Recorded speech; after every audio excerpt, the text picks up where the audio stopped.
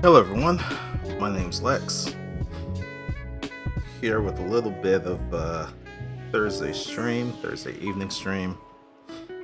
Wanted to jump back into what I was kind of doing for um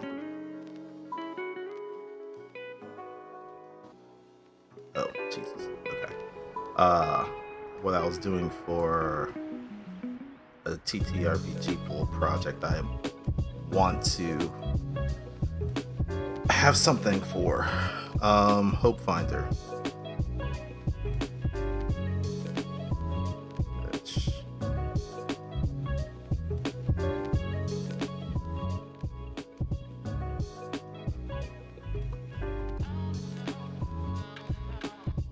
alright, where was this?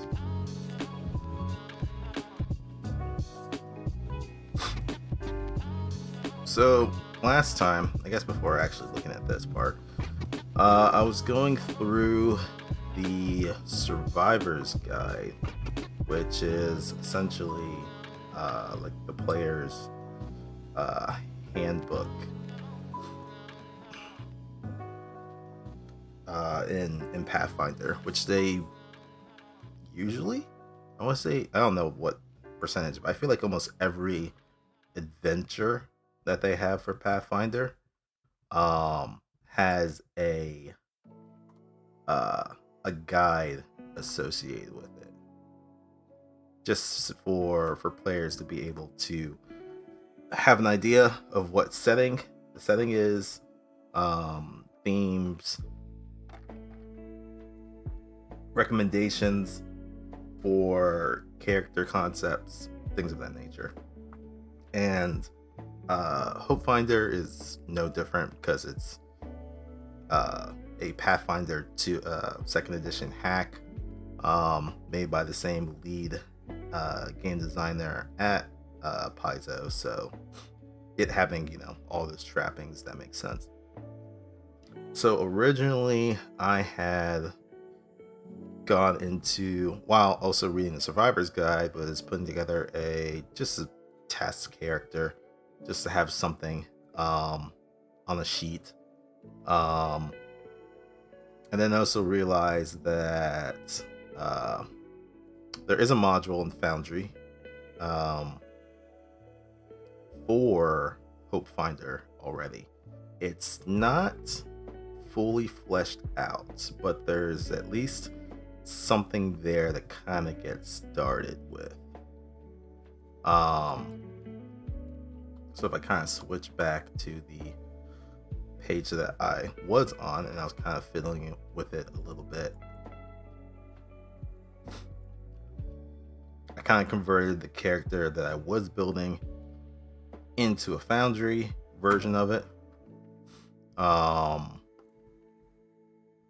Unfortunately, like I said, it's not fully fleshed out. Hey, Car's fun. Yeah. Trying to work on a little bit of a miniature campaign. It's definitely not going to be full. Hold on a second. So Hopefinder in and of itself is not very long. I imagine you probably could run a longer campaign with it, but then again, like, the whole setting is supposed to be with humans. I guess you would have to kind of adjust like how things progress, but normally it's from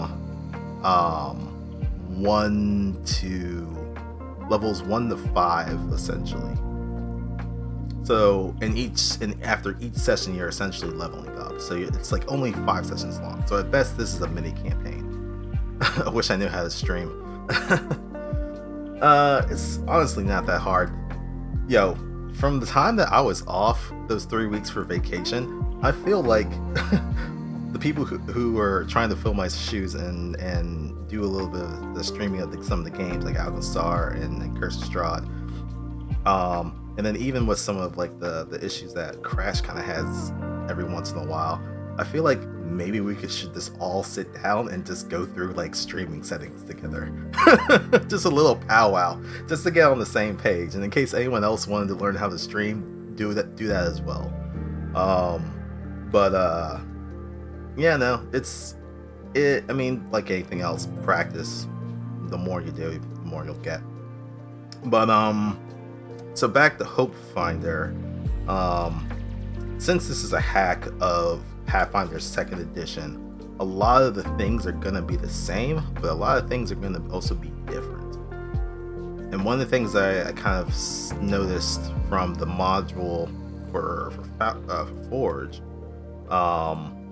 especially when it comes to character sheets, I very much would like to know if there is a setting, and I am not a very good I am not completely well versed in Foundry or Forge or whatever the fuck. So maybe there is something. From what I can at least tell, there's not a way to change things on the character sheet itself. So for example, because this is a game that's based off of humans in our world, there's not an Arcana skill. We don't know magic, we're fucking muggles. But Pathfinder has the Arcana skill. In our world, in the setting of Hopefinder, there's a skill called computers, and that makes sense. Things are run by electronics, things are run by computer systems, whatever. So you would be able to make a computer roll to kind of, have an understanding and stuff like that. And there's skills associated with it, just like Pathfinder, yada yada. So I would love to know if there's a way in any of the settings that I can change the skills on a character sheet to kind of reflect what's in the game. Unfortunately, that wasn't a part of whatever is in the module. And maybe it's something I just haven't seen yet. So I'm still going to keep doing some more digging and whatnot. But at least for right now, I have that module loaded in. There's a bunch of items, actions, backgrounds, etc., etc., etc., that are with the system. So at least some of the basic stuff is there. But yeah, probably gonna be a little bit more fiddling around and whatnot. So yeah, I was pretty much just messing around with the system, kind of translating over the PDF character sheets.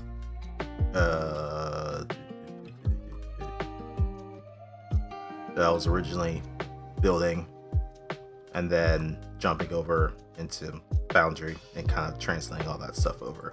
So most of it's there. But yeah, there's a couple of other things that I'm gonna have to work through.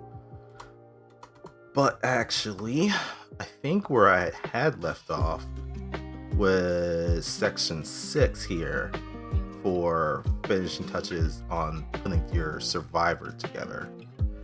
I didn't go through the inventory stuff just because there's I wouldn't say a crap ton, but there's just a lot of stuff for gear. And I think I was also jumping around too.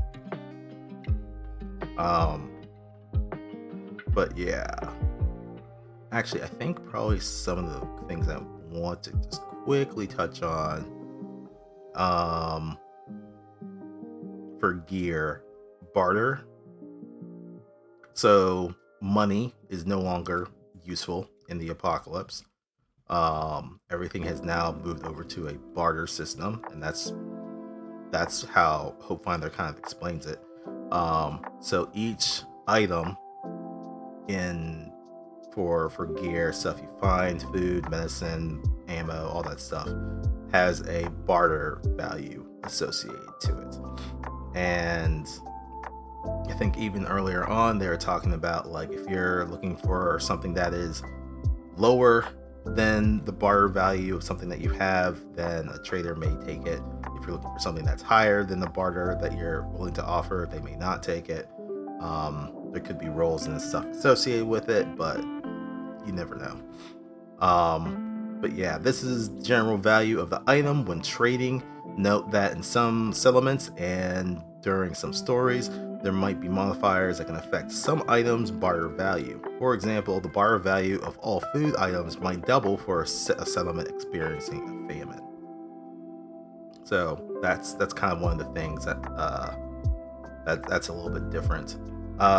Break. This value represents an item's durability. Once an item has taken a number of dings equal to half this value, it is broken, but it can still be used. If it takes dings equal to or greater than this value, it is destroyed. An item with a break value of C is destroyed when used or when it takes 1 ding. It's otherwise treated as having a break value of 1. To build an item, you must spend the number of parts of the appropriate type equal to twice the item's break value, or 4 times the break value for an electronic, medicine, or synthetic item. So if we were to kind of go up here, golf club, a staple in zombie apocalypse, has a break value of 4. So if your golf club has 2 dings on it, it is broken, but it is not destroyed, so it's still usable. But if it gets to 4, it is completely destroyed and it can't be used anymore. If you were, and the way that you get dings, there's a couple of different ways that you'll get dings, but one of them is if you roll nat 1 on, like, say, a weapon attack and you're using a weapon, that will give that item a ding.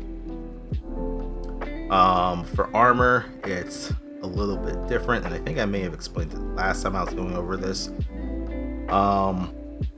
Every armor has a resistance, similar to kind of how it is in Pathfinder. Resistance is a certain value. So if you have resist 3 to piercing, and you take, let's say, 5 piercing damage, you would reduce that 5 down to 2 because you resisted by 3. However, in this system, well, I mean, that part kind of stays a little bit the same. But in this system, if you were to completely negate damage, like, say, the bulletproof vest, and a zombie smacks you, they do 4 bludgeoning damage. You take no damage whatsoever. That kind of is the same. However, your vest takes a ding. Actually, no.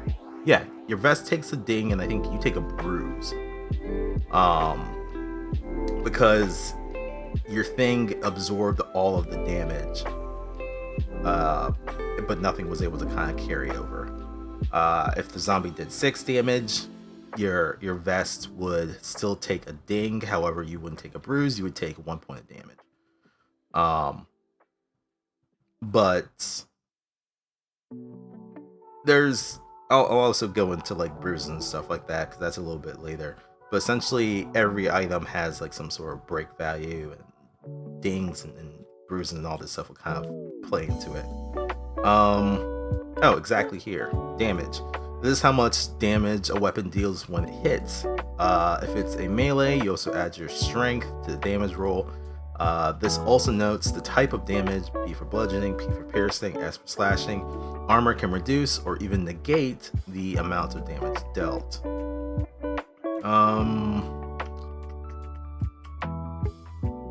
Kind of skipping around a little bit. Reload, that's kind of the same in Pathfinder.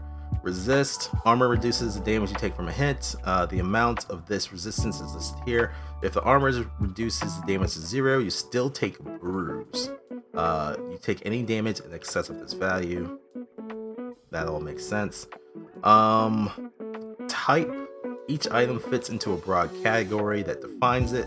From repairing or building an item, you need parts of the matching type. For example, if you're working to patch your biker gear, you need leather parts to make the repairs. Those same parts could also be used to mend the tool belt. Note that items listed as patchwork can be built or repaired using any durable part, excluding bullets, fuel, and medicine.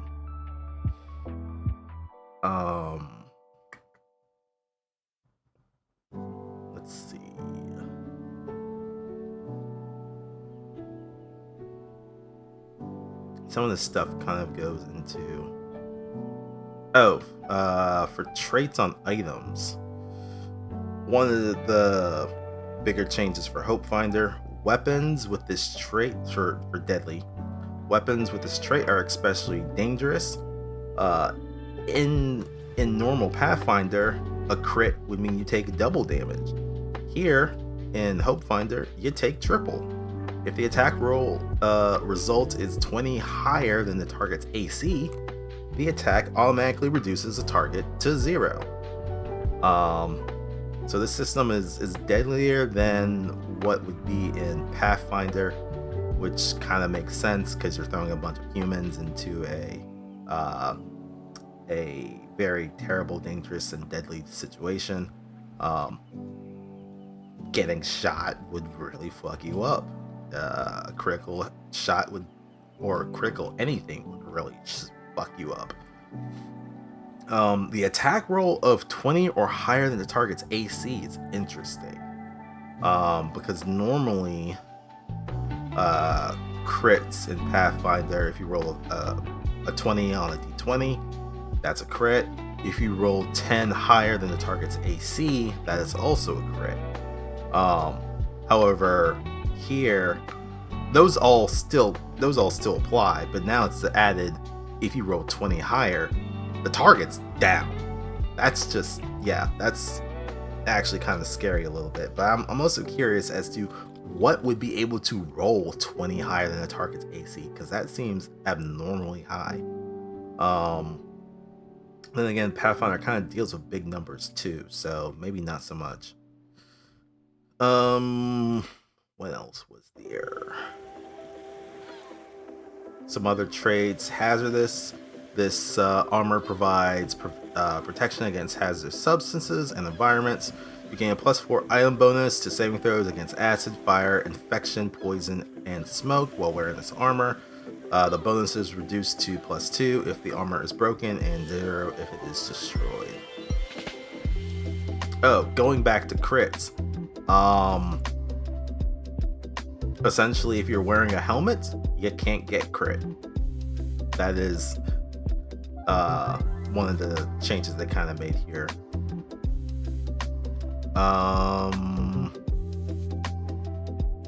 Non-lethal. This weapon doesn't deal any damage.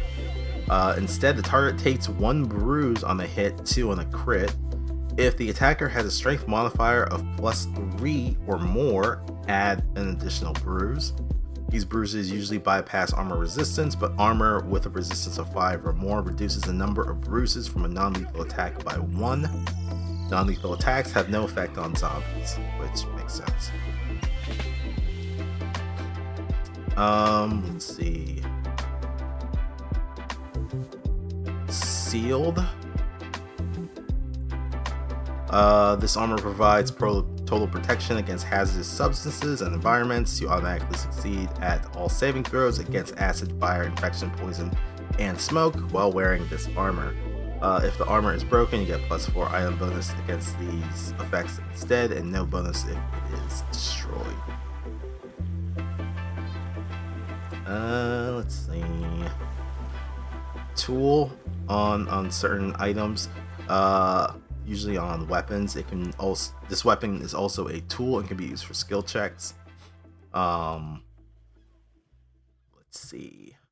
Warm. This armor will give you warm, +4 item bonus to saving throws made against cold. It also gives you a -2 item penalty to saving throws made against hot weather, which kind of makes sense. You don't wear a winter coat in the middle of summer.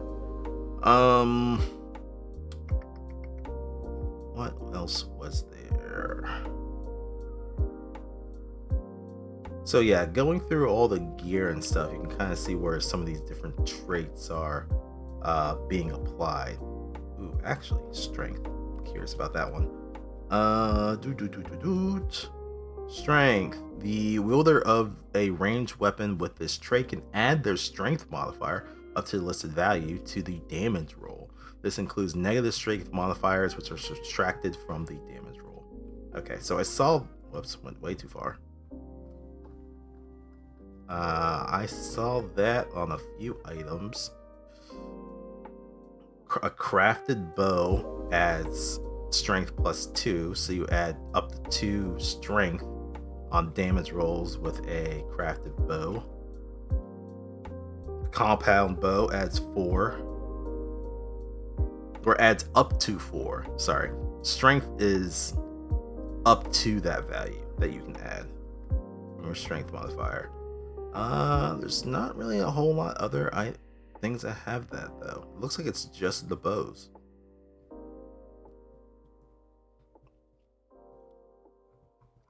Let's see.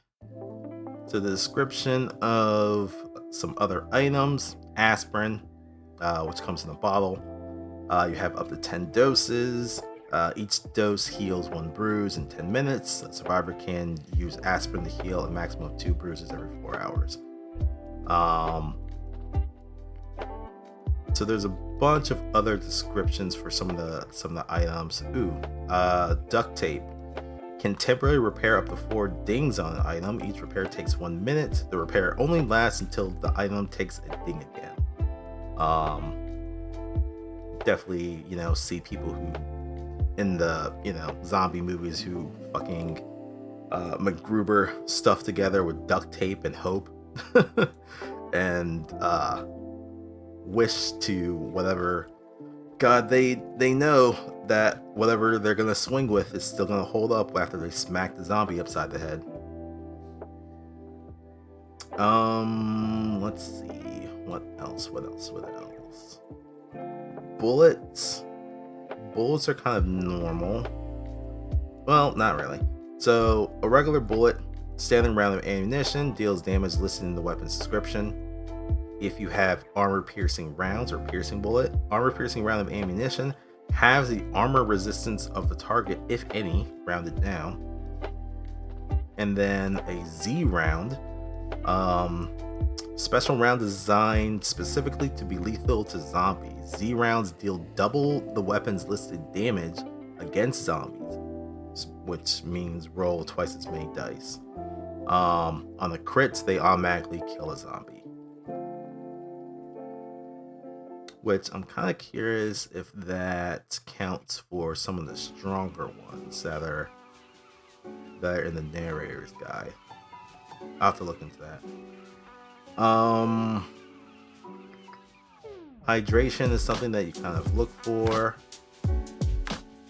Beer, it removes a bruise from you if you have any, but it decreases your hydration. Kind of makes sense. Alcohol doesn't hydrate you.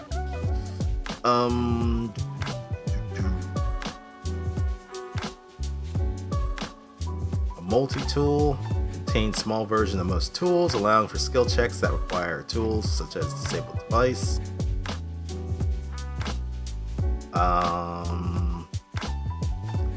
So there's a bunch of other descriptions, and we can probably jump back to this actually a little bit later. But for section 6 of finishing touches, so as we had kind of gone through and was mostly finishing up this character, I was pretty much on this section now. Before finishing up your survivor, make sure that you've assigned your ability modifier bonuses. Your total should be a +5 or +6 if you chose the exceptional feat. Pick a background, selected skills and starting feats, and purchased gear. With all that done, take the following steps to complete your survivor and get them ready for your first play session. So just things to look over before going into a session. Mark your level as 1, calculate all the total bonuses for all active checks, attack rolls, perception, saving throws, and skill checks using the formula. Your bonus will equal your level plus your ability modifier plus your proficiency bonus. The ability modifier is determined by the check, strength for melee attacks, constitution for fortitude saves, for example. Proficiency bonus is based on your proficiency in that check. So +0 if you're untrained, +2 if you're trained, +4 if you're expert, +6 if you're master, and +8 if you are legend. Even though there's about 5 levels in this system, you're able to kind of level up your skills pretty quickly because usually there's things that say, oh, you go up a step when you level up. So even by level 5, you'll have legend maybe in like something that you selected. The one thing that I think I noticed when I was looking at modifiers, I don't think level was being factored in when I was looking at the Hopefinder module. So like if I increase this up to like say level 3, nothing else on this character goes up. They're trained in acrobatics, so they're getting a +2 as listed. They have a +2 in dexterity, but even though their level is 3, it's not adding a 3 to that. So that's probably a settings thing I'm gonna have to look into to make sure that that's actually like factoring in somehow.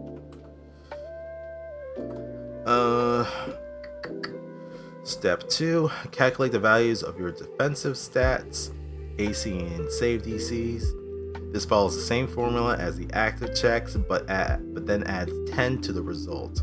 The armor you're wearing might adjust your AC further. So your AC will equal to 10 plus your dexterity plus your armor bonus. Which I think that is correct. So this character has a dex of 2. Their armor they're wearing from the outside in. The outside is workwear.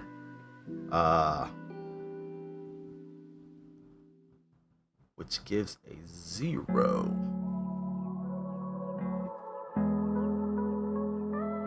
(10 plus dex).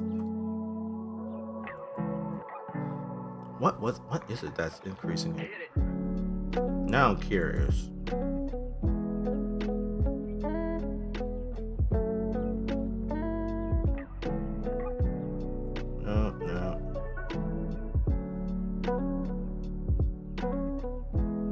No, because workwear is only giving you resist. So it's 10 plus your dexterity plus armor bonus. However, the workwear gives you no bonus. So this should be AC 12.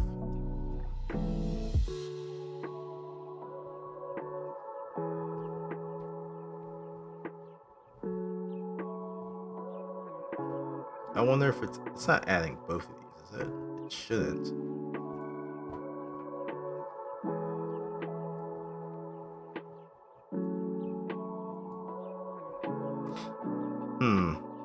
Because, yeah, this character should have AC 12, because it's 10 plus her dex mod is 2, armor bonus is 0. Neither of these things are actually giving an AC bonus. Let's look up here just to be sure. Yeah, no. Workwear doesn't give any AC bonus. So, yeah, his AC should be 12.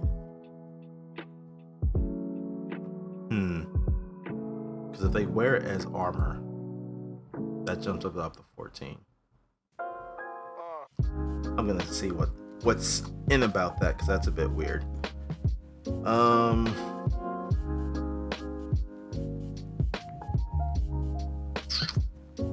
3, note your speed. Starts at 25, but might be higher or lower based on your feats and the armor you're wearing. I think his speed is 30 because I gave him the nimble feat, which increased his speed by 5. But yeah, starts at 25, higher or lower based on whatever feat or armor. And armor gave no negative penalties to it. Calculate your hit points using the following formula. Starting hit points is 8, plus your constitution, plus your feat bonuses. He has no con modifier, he has no feats that increases HP, so it's just 8. Pick your starting language, then pick a number of additional languages that you know equal to your intelligence modifier. I know this is kind of highlighting. This is still stuff that's being used from Pathfinder, so honestly I just kind of left it for the most part. Just left it as common and then just put in the details of the additional 2 languages that they would know because of their intelligence modifier of 2. So English, Xhosa, and Afrikaans. Write down your survivor's name, appearance, and general attitude. Describe one person you know in this element that you care about and one person that you hate. Again, like I said, this character sheet doesn't have all of the stuff, so I don't think I did not. So survivor's name, we already have that as part of the sheet. Appearance, attitude, that stuff can be put in. One person you know in this element you care about, one you hate. Where would I even put this on the sheet? So I put some others. Oh, allies and enemies. That makes the most sense. I don't know. Let's say he has a sister named Alexa.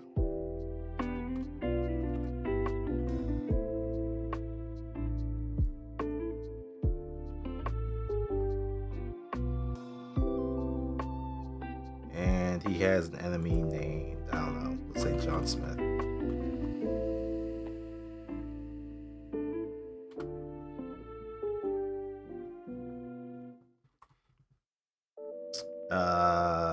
Seven, write down something that keeps you going while you carry on.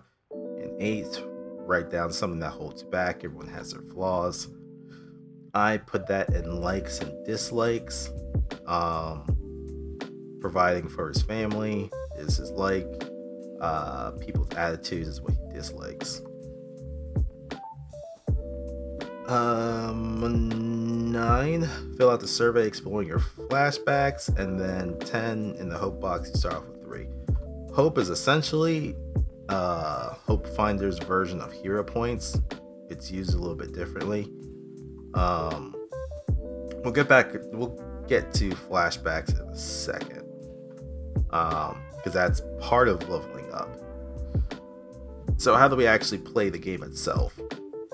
Hopefinder is played primarily through narration over the course of several play sessions, with each one building off the last to create a complete story.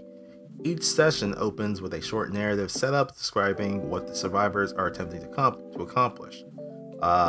Play then proceeds through a series of scenes. These can all be in one large space or can take place in varied locations as dictated by the story.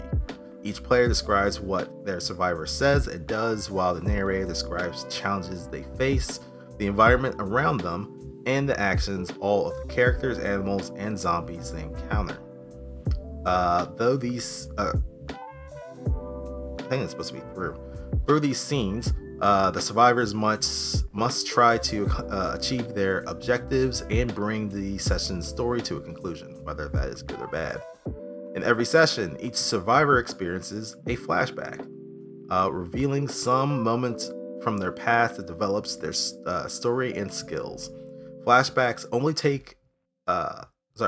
take only a few minutes to resolve and generally involve just the relevant player and the narrator, but they're an important tool in telling a survivor's story. At the end of each session, assuming that you don't fall victim to the zombies, your survivor gains a level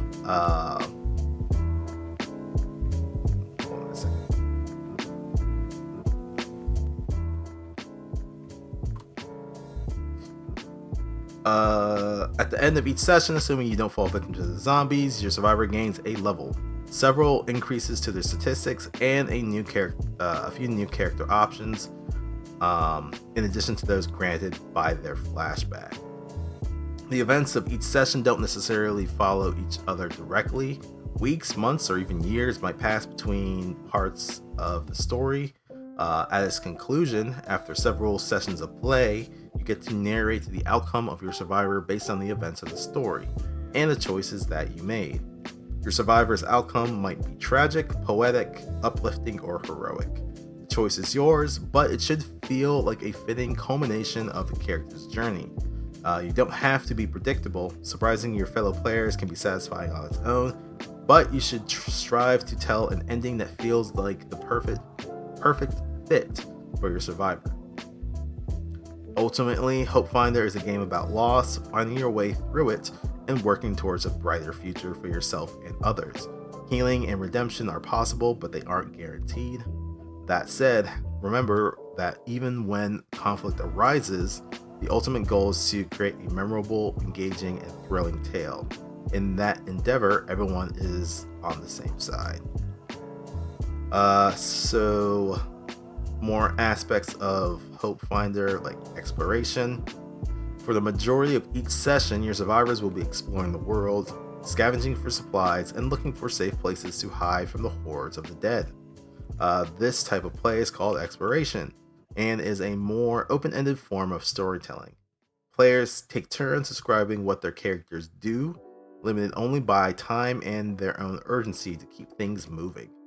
The narrator interjects to describe the outcomes of the survivor's actions, to call for checks when the outcomes are in doubt, and to serve as a mediator, ensuring that all players have a chance to participate and tell their part of the story. All flashbacks happen during exploration. They can't happen in the middle of combat, though they can occur just as combat is about to begin. Unless otherwise noted, the rules for exploration are unchanged from those in Pathfinder.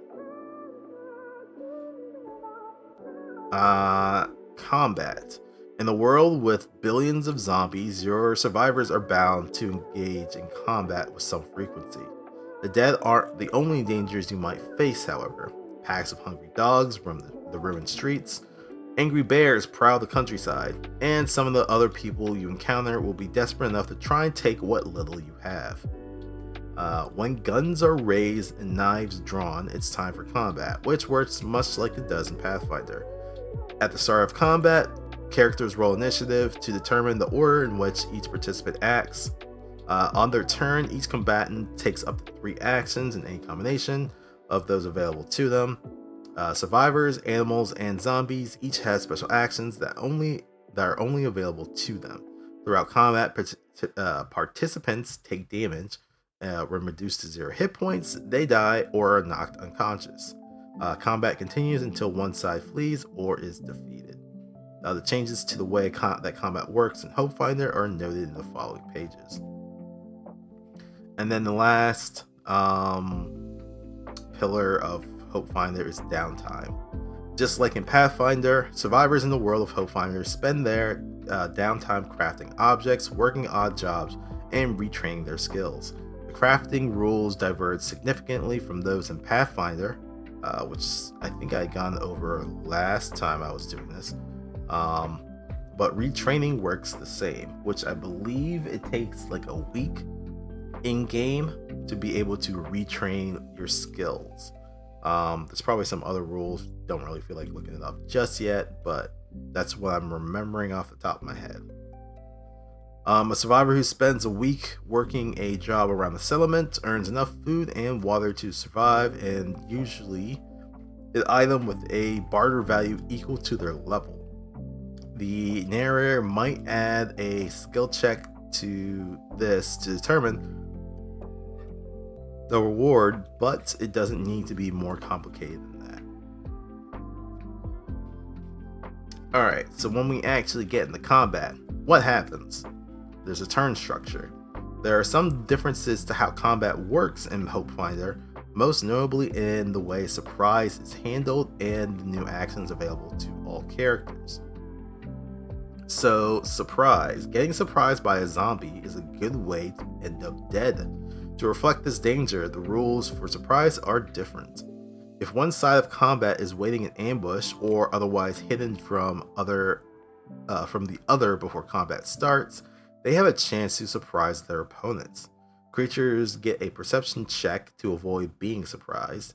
The DC of this check is the lowest stealth DC, stealth plus 10, of all the hidden enemies.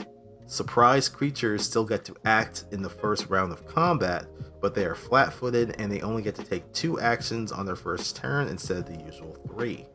Those that critically fail this check are flat-footed and only take 1 action on their first turn. Initiative is otherwise rolled as normal. So, for example, if you had, like, say, some survivors where going, I don't know, through like a mall or something, and there's like a pack of zombies around the corner, knowing that something could happen, the party would be able to make a perception check and roll it. Hold on a second. It says creatures get it, so I'm assuming it's all the creatures. So the whole party, everyone in the party rolls a perception check, and the DC for this perception check is against the stealth DC of the enemies. So if all of the zombies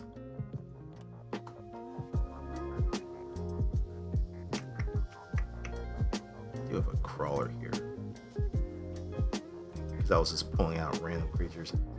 I don't think this thing has a very good stealth, right?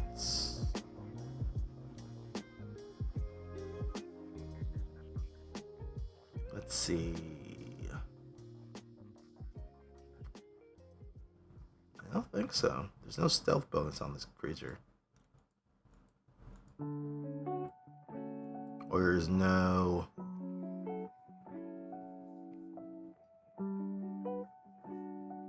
Yeah, I'm not seeing any specific... Hold on. Nope, that's not it. Nope, that's not it. Nope, that's not it. Yeah, oh, it would be skills, but this thing doesn't have a bonus to any stealth checks, so it would have stealth bonus plus 10. They don't have anything in stealth, so it would just be their dex, which is a -1. So that means they would have to the DC to spot, let's say, a bunch of crawlers around the corner would be a DC 9, which is very low. If these crawlers were being hidden. Let's say for some reason everyone rolls like shit. The creature, that means the party, if they all failed the DC, they would be surprised. However, they would be flat-footed and only get to take 2 actions on their turn instead of 3. But let's say, I don't know, Jim in the group critically failed the check. That means they are flat-footed and they only get to take 1 action during their turn. Speaking of turns, on your turn you can take up to 3 actions in any order or combination. Between the end of your turn and the start of your next turn, you can take 1 reaction. Most characters only have 2 reactions available to them. Hit the deck and dodge, which we'll talk about just below this. But you might get additional options from your feats, flashbacks, or other choices. So, the 2 that they had listed, one of which is hit the deck. The trigger is you are targeted by a ranged attack and you can see the attacker. The requirements for being able to use this is that you're not prone. That's stated because you drop prone when you use this to make yourself harder to hit, a harder target to hit, excuse me. You are flat-footed, but you gain a +4 circumstance bonus to AC against ranged attacks made from more than 10 feet away until you stand back up again. So you are able. So if there's, let's say, some raiders with guns, they start opening firing on you. You use your reaction to hit the deck. That means you now have +4 circumstance bonus to your AC from all those gunshots. But if someone runs up on you with melee, you're prone and you're flat-footed, so it's probably gonna hurt. Speaking of melee, there's dodge. The trigger is you were targeted by a melee attack and you can see the attacker. And the requirements to use this is that you're not encumbered. You try to dodge the attack, becoming harder to hit. You gain a +2 circumstance bonus to your AC against the triggering attack. Now it's only the triggering attack, not every attack that's after that. So gonna want to make sure that you know which one you're going for.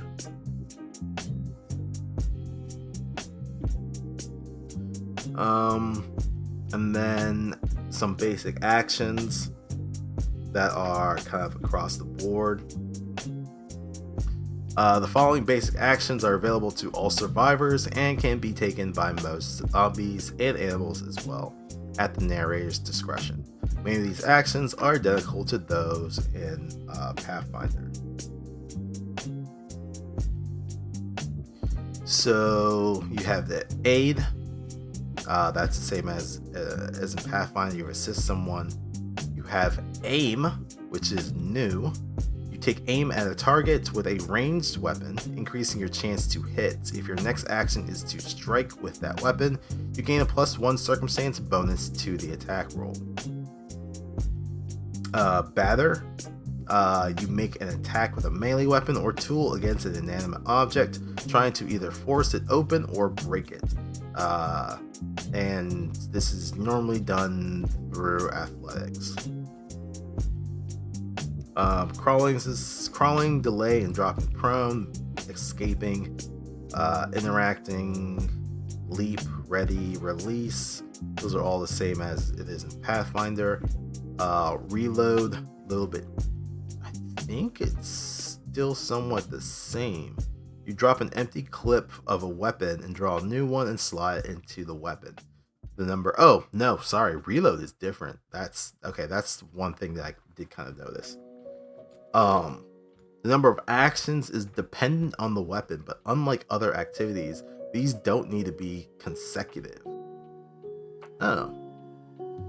The first action is to always drop the clip out of the weapon, leaving at most one round in the chamber if it's a gun.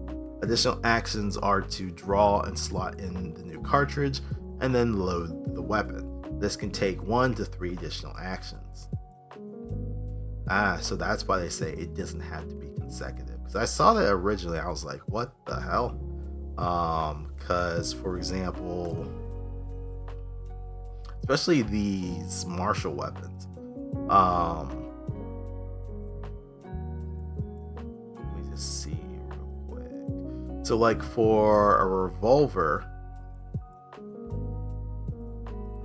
it has a reload value of 3, meaning you have to use 3 actions to reload a revolver. It has a clip of 6, so that means you can fire it 6 times before you need to reload. But then if you are going to reload, it takes you 3 actions in order to do so, which is kind of bananas. A military machine gun takes 4 actions to reload. Sniper rifle takes 2, etc., etc.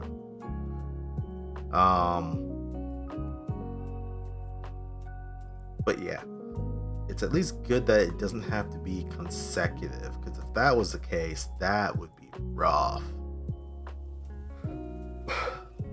The seek action works the same as Pathfinder, same as sense motive, and standing and stepping and striding and striking and taking cover.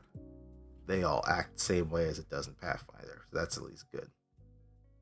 Attacks. okay, this is where I was kind of going a little. I think I had gone earlier in my previous video, but then also uh, a little bit a couple minutes ago, actually. Uh, the only way to deal with the undead is to destroy them. Attacks in Hopefinder work much as they do in Pathfinder, with some changes to how damage works due to armor and degradation of items. Attack rolls work just like they do in Pathfinder. You roll a d20, add your bonus, and compare it to the AC of your target. If you meet or exceed the total, you hit and deal damage. If your total beats the AC by 10 or more, it's critical. If you roll a natural 20, you increase the degree of success by 1 step. All this holds true for failing the attack roll as well, or failing by 10 or more is a critical failure, and rolling a 1 decreases the degree of success by 1 step. The differences come in resolving crits and misses and applying damage to armored targets. So, for damage, whenever a target is dealt damage, the amount it takes is reduced by the resistance of the armor. What I pointed out earlier, say Bulletproof Vest, I think it has like 5 resist to bludgeoning, piercing, and slashing. So, note that some armors only give resistance against certain types of damage, offering no protection against those not listed. Yeah, so what I had said, Bulletproof Vests had bludgeoning, piercing, and slashing damage resistance, but like, for example,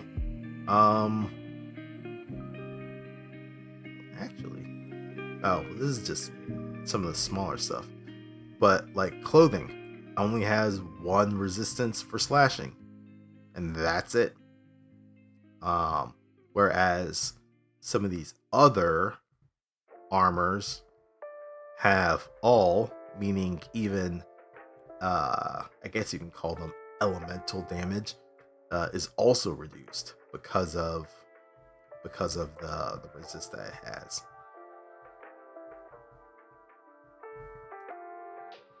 If the armor's resistance is greater than the damage, the target takes no damage but does take a bruise.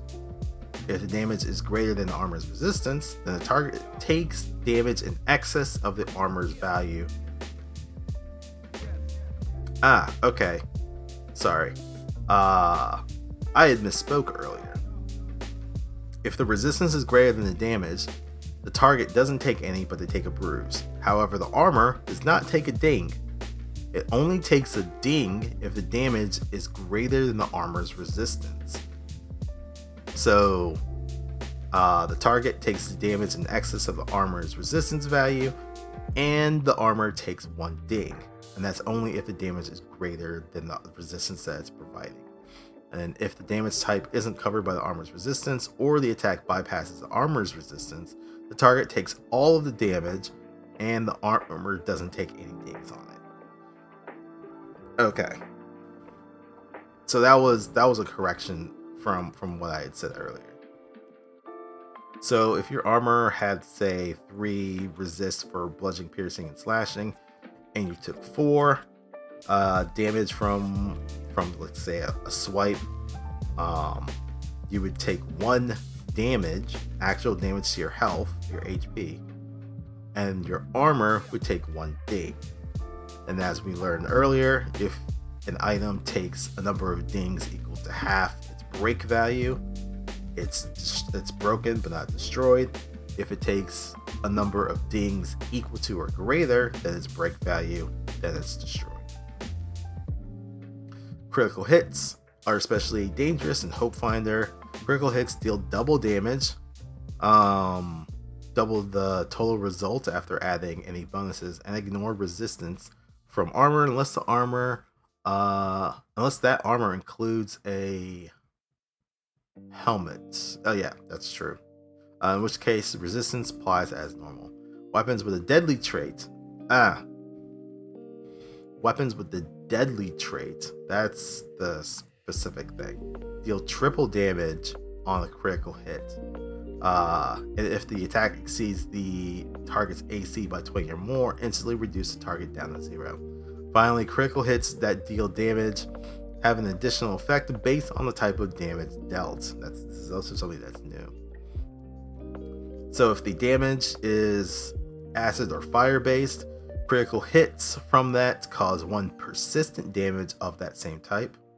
If it's bludgeoning crits, they also deal 1 bruise on top of everything. If it is cold or electricity damage, critical hits cause the target to be slowed for 1 minute. If it's piercing, it causes the target to be sickened 1 until it receives any amount of healing.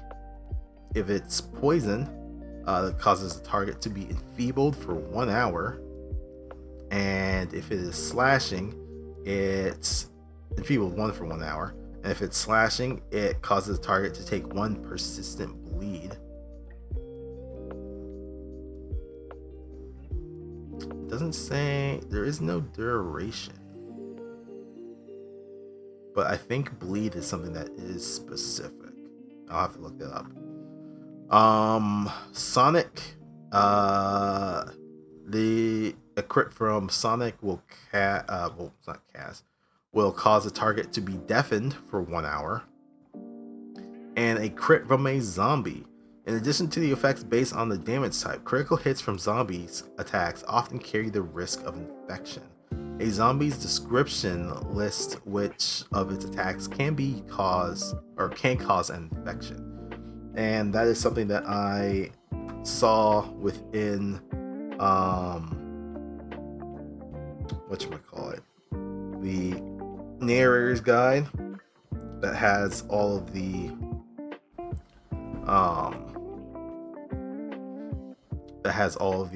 bestiary in it. It will tell you at the very kind of bottom of that creature's stat block what happens if a crit occurs. I think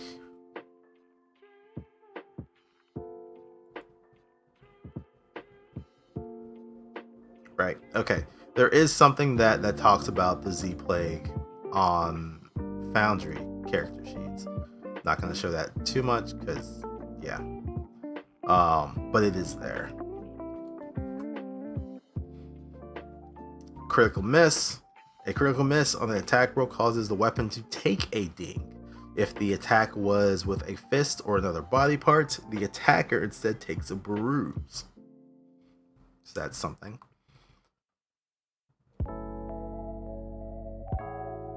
Bruises are special. Bruises are a lasting reminder of your survivor's struggles out in the zombie apocalypse. The most common way to get a bruise is to have your armor absorb all the damage from an attack, which we read earlier. Other common ways involve falling, tripping, or other environmental dangers. Finally, some zombies and large animals might deal bruises more easily via their special attacks. Once your number of bruises equals to or greater than your maximum hit points, you are fatigued and unable to recover from this condition until the number of bruises is less than your maximum hit points. So for the example, this character has hit points of 8. So if they take 8 bruises, they become fatigued, and it will not go away until they have less than 8 bruises. If your number of bruises is ever equal to or greater than twice your maximum hit points, you are slowed 1, and you are unable to recover from the condition until your total number of bruises is less than twice your maximum hit points. So for this character, if they ever go up to 16 points of bruises, they are slowed 1, and they cannot get away from that unless their bruises go down below twice their maximum hit points, so below 16. Finally, if your number of bruises is ever equal to or greater than 3 times your maximum hit points, you are unconscious and can't be roused until the total is less than that amount. So again, for this example, this character has 8 hit points. If they have 24 bruises, they are unconscious and they can't come out of it until they have less than 24 bruises. You can recover from bruises in several ways. A successful use of treat wounds by someone who is trained in medicine can heal one or more bruises. I think when I was going through skills earlier, I think if you're master, you take away. Why am I just saying I think?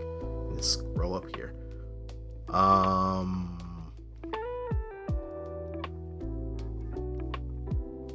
Where was it? Medicine, treat wounds. So if you're trained or if you're an expert, you can get rid of 1 bruise. If you are a master or a legend, you can get rid of 2 bruises with a single use of treat wounds.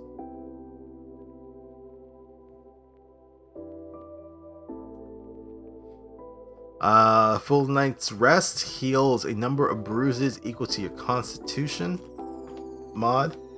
Add your level to this number if you are fully fed and hydrated. A full day's rest heals double this number.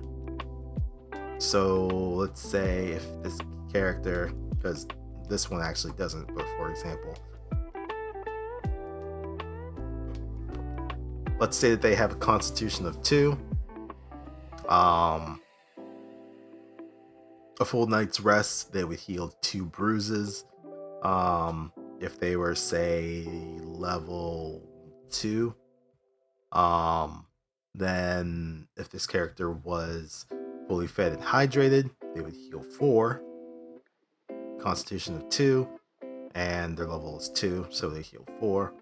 And if they had a day's rest, that number would jump up to 8 bruises that they could heal.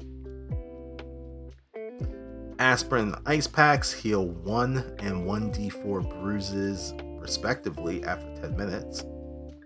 And beer and liquor heal 1 and 2 bruises respectively, but count against your hydration. And that's going to be talked about a little bit later. Dings and broken gear. Nothing is new anymore. The factory stopped when the world ended. Over time, your gear will degrade, needing repairs and patches to continue to function. Eventually, you'll need to replace most of the gear your survivors had at the start of play. During combat, your armor and weapons take damage in the form of dings. A ding represents some significant damage to the object. The exact details are important, but feel free to elaborate on them as necessary to add narrative tension. You must also make a check at the end of combat to see if any of your gear was damaged as a result of a struggle. You roll a flat check, which essentially means you roll a d20 and add no modifiers to it. It's just a d20. The DC of this check is equal to 5 plus the number of rounds of combat. So for example, let's say there was 3 rounds of combat, DC would be 8.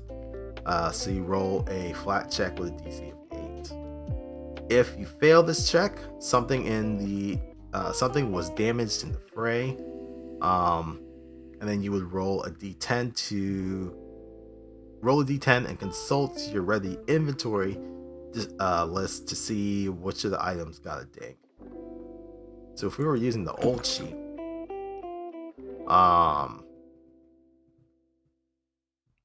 when you were building out your character, most of it was going to be put into ready items.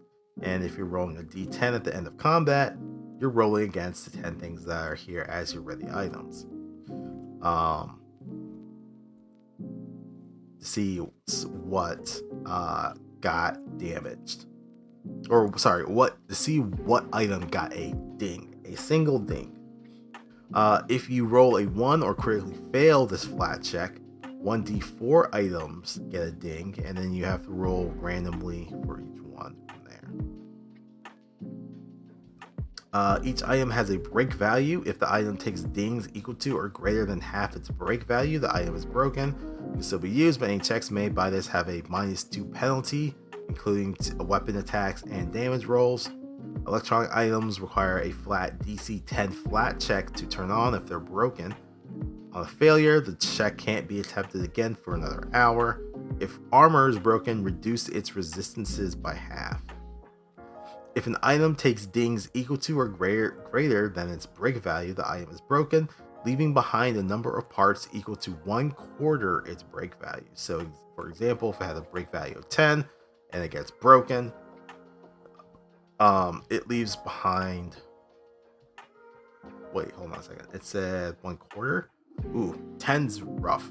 It probably would then mean rounding down. So it'd be, because half would be 5, half again, 2.5. Likely you're rounding down.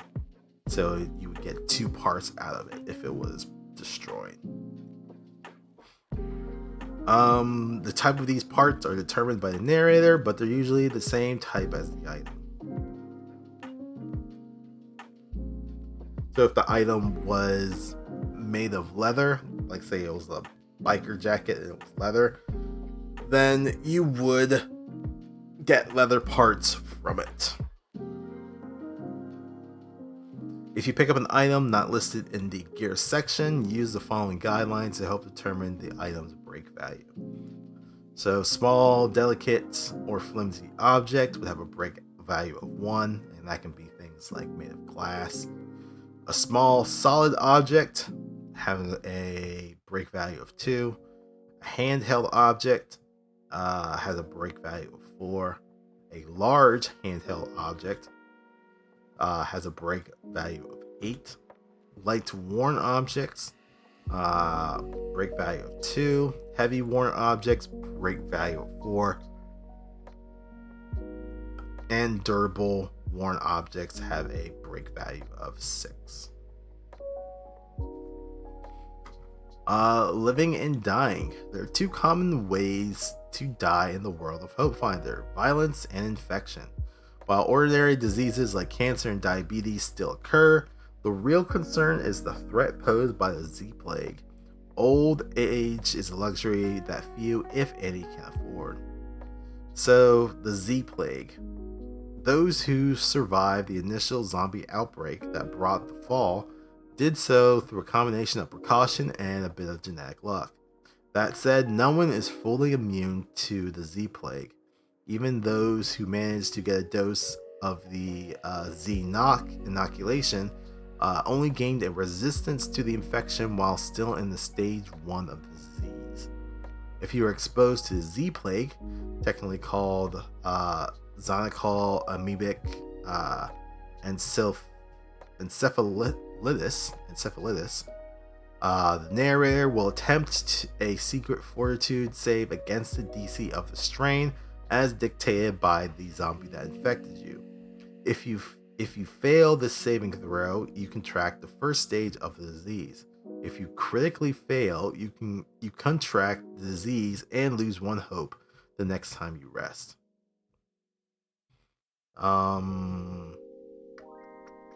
So for example, I don't want to give too much stuff, but for a crawler, which is a very, very weak creature, it has a DC of 15.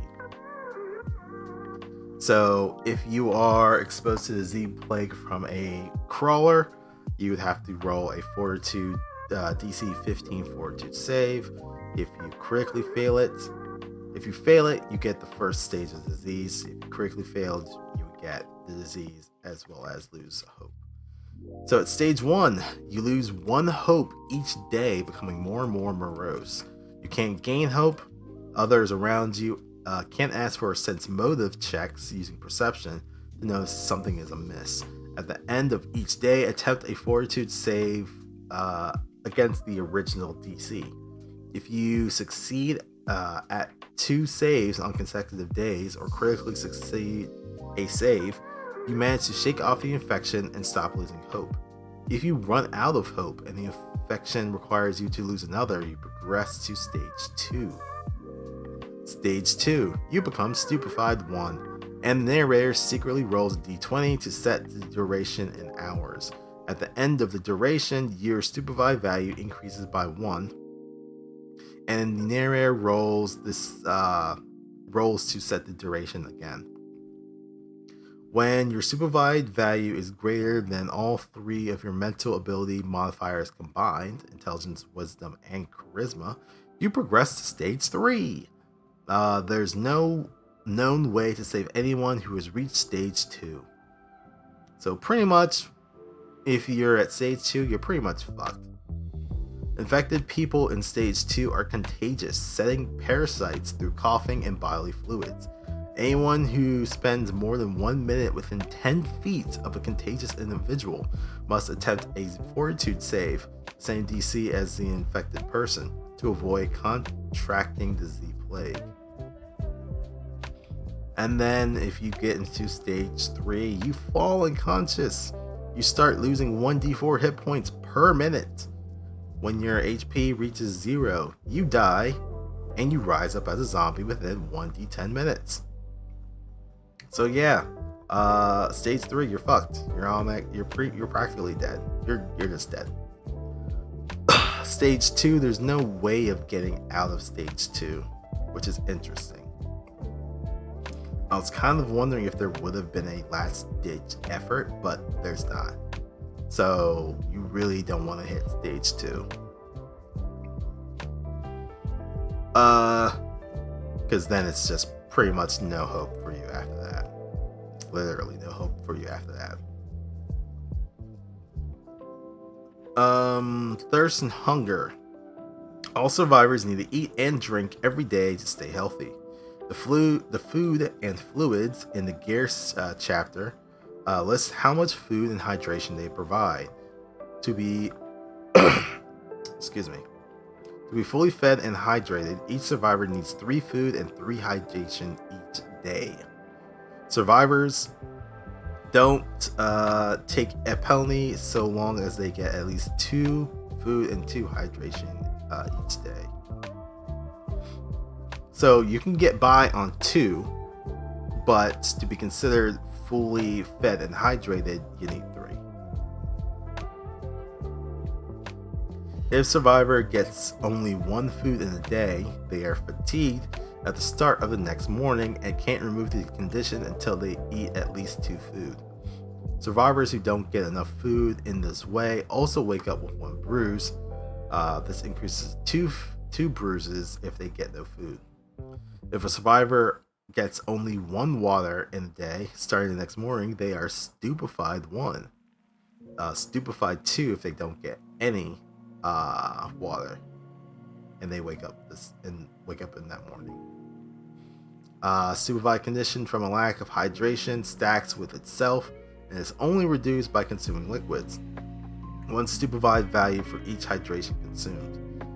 Survivors can go with no water for up to 3 days and no food up to 7 days.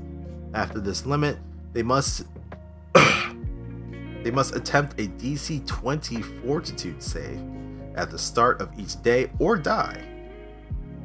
They take a -1 penalty to the saving throw for each day they've gone without food or water beyond the limit.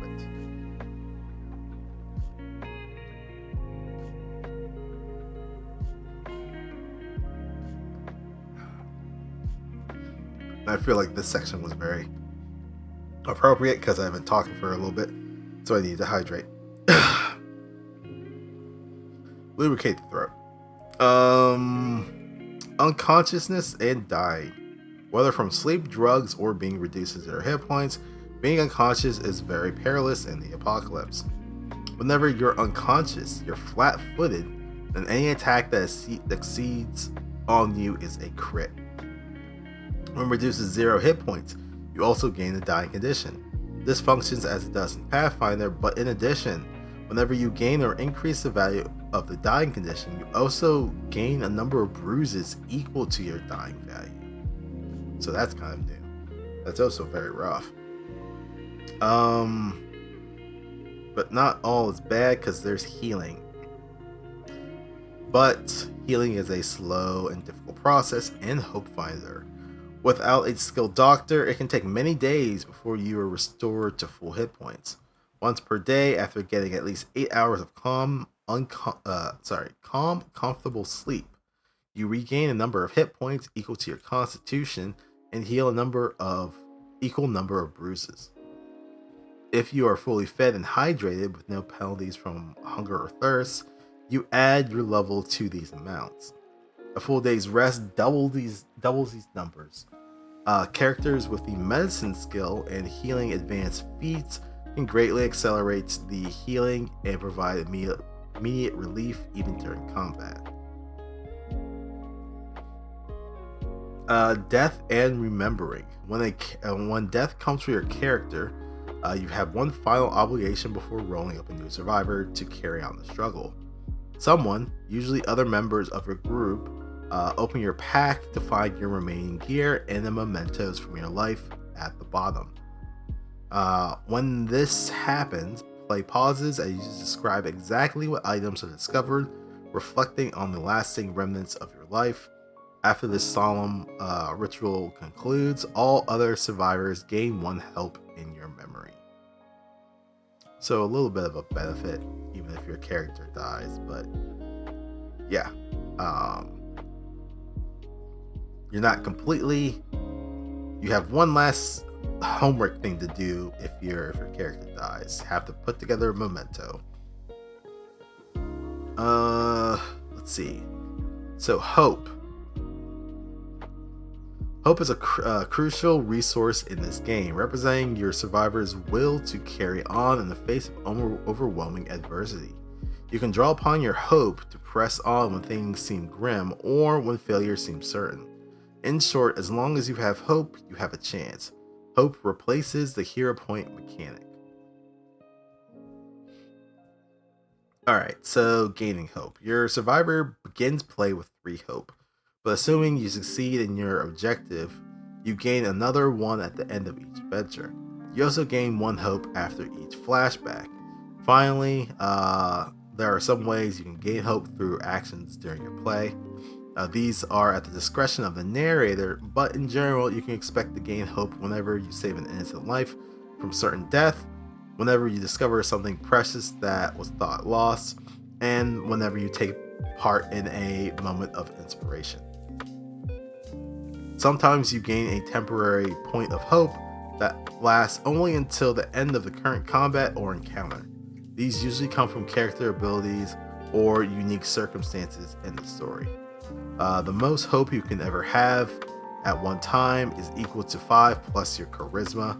Any hope you gain while at your maximum is lost.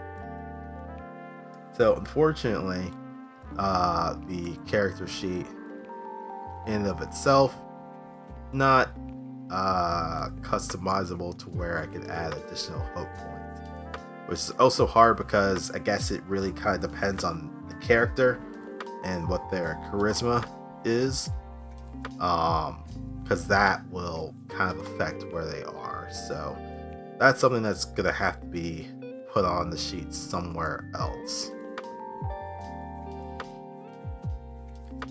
Spending hope. During play, you can draw upon your hope to help your survivor overcome adversity. This can be done in a few ways, but hope isn't infinite. When you draw upon it, the total amount is reduced by 1. If you're at 0 hope, you can't call upon it at all. In addition to the ways you can spend hope, there's one way it can be taken from you, being infected by the Z Plague. The disease drains your hope, and when it's depleted, you're beyond saving. So remember, if you have the Z Plague, at stage 1, you're losing hope every single day. And if you have no more hope to be burned away like that, then you progress to stage 2. And then that's when you're just fucked. So you want to always, even though you want to be spending hope for certain things, you at least want to make sure that you still have some hope in the chamber in the case that you ever get infected. So you can call upon hope in the following ways. After you roll a check, but before the results are revealed, you can call upon your hope to re-roll and take the higher result.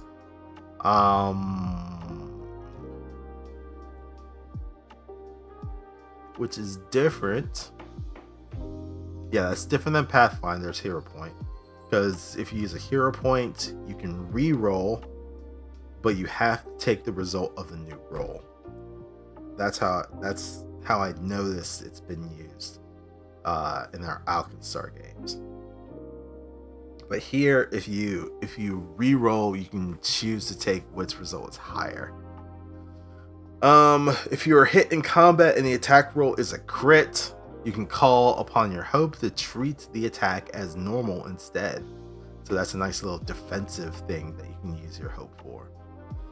And if you're unconscious and dying, you can call upon your hope to skip the dying check at the end of your turn. This does not reduce your dying value or stabilize you, and on your next turn you must check again as normal. So you can skip needing to make a dying check if you spend a hope on it, but that can be pretty dangerous because then you'll have to go back and on your next turn maybe you have to make that check again. And then role-playing hope. You shouldn't reveal your current amount of hope to other players. Instead, use your current hope as a guide to your survivor's outlook and disposition. A survivor with 0 hope is pessimistic and doesn't see a future for anyone.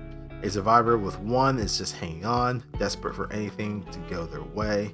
A survivor with 2 or 3 is generally optimistic, while someone with 4 or more might be exuberant, even in deadly situations. So even here, they kind of want the hope mechanic to kind of also be a RP mechanic as well, or RP motivator, not mechanic, but RP motivator. So it's a swinging scale. The lower hope you have, the more pessimistic and the more morose that you see that the rest of you and your companions' lives are going to end up being. Probably going to die horrible deaths, yada yada yada. The higher hope you have, the more optimistic you are in certain situations, the more you see, oh, there's a way that we're going to be able to get through this, and we can get through this. We're not going to be able to give up. So it's kind of nice that they're even using a mechanic to be influencing what your RP is going to be like. Survivor advancement. As the story of your survivor unfolds, they'll gain new abilities and remember things from before the fall that might prove useful. This is represented by 2 types of advancement, each of which provides you with different benefits and new abilities. So flashbacks occur during play and represent a brief moment in your past that has some relevance or bearing on your survivor's struggle in the present. You decide the basic framework of your flashbacks by filling out the survey during survivor creation and giving it to the narrator. When the flashback happens is up to you, but you should look for a moment that is poignant, and relevant in some way to the scene that is happening around the flashback. Sorry, I dropped something. There we go. If no opportunity presents itself, a flashback can occur in the moment of rest and reflection during the story. Each survivor has 1 flashback in each play session, so that's actually quite big. So there's essentially 5 levels, 5 sessions that you'll be playing through within a mini campaign of Hopefinder. Each player that is going to be playing gets 1 flashback that they are able to do in that session.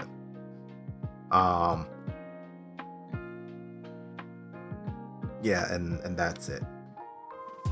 You can't just throw all your flashbacks and hope that you're going to get something. No, it's 1 per session. Flashbacks have a variety of themes loosely based around your life and training before the fall of civilization.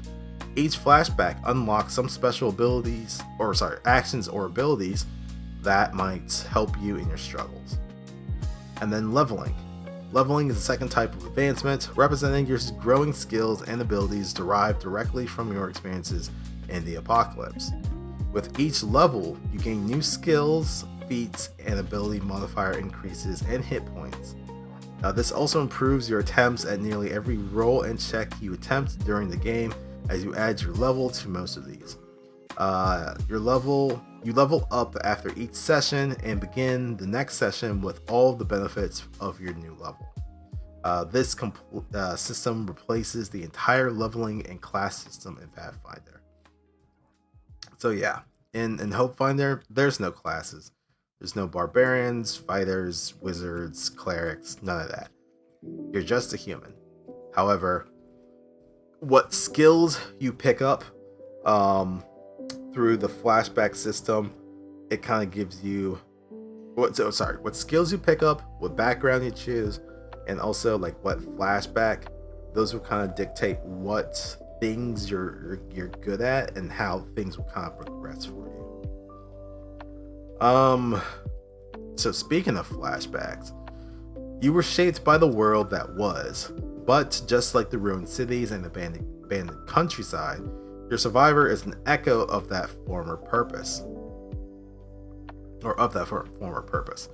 If you squint a bit, the bones of that own life are still there, but now you are something new, something forged in the fires of the end of the world you thought would last forever.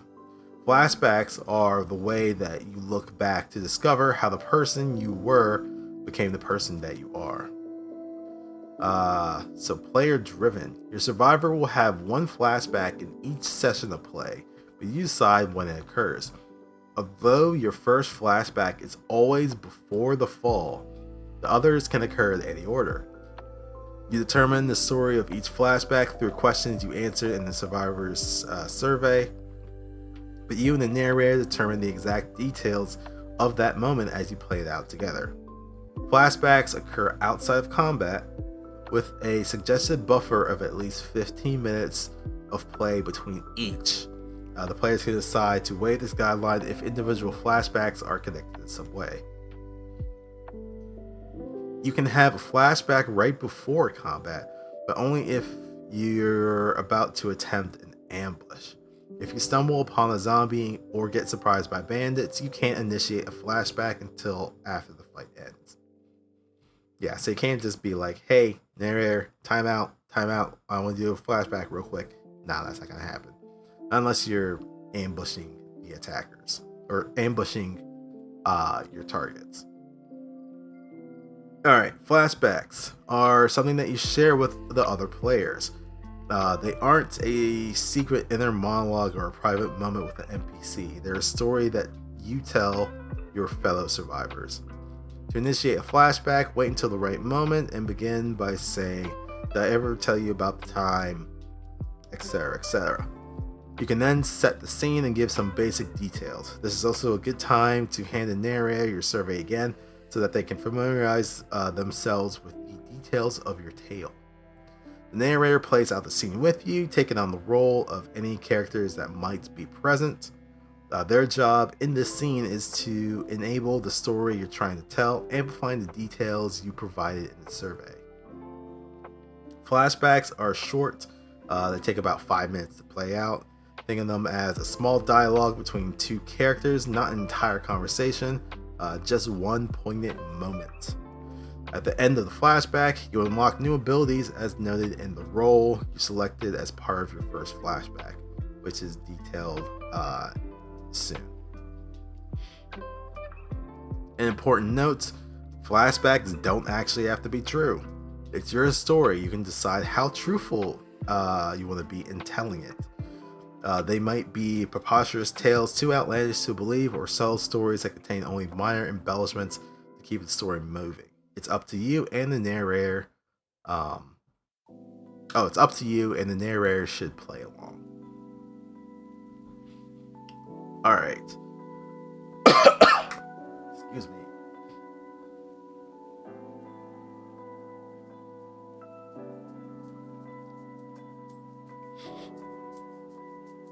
Okay. Types. There are 5 basic types of flashbacks included in the survey. Though custom scenarios might include different types with special scenes to accompany them. In the first session, your initial flashback is always to before the fall. This flashback determines a number of important things about your survivor as it sets up a major piece of their story, who they were. All of the other flashbacks play off of this decision and unlock additional feats. And the 5 types are as follows. So, kind of before that, I was trying to figure out a place within the character sheet of where to put it. I kept it within the biography section, and just put it in the campaign section of that. I think this is maybe the best way to. Well, this is the way that I'm thinking of how it probably should be, but we'll see. So, before. This is who you were before the Z-Plague ripped through the world, killing almost everyone and turning them into feral undead monsters. In answering this question, you should pick a role that applies to the story of your life before the fall, which there's going to be some more information.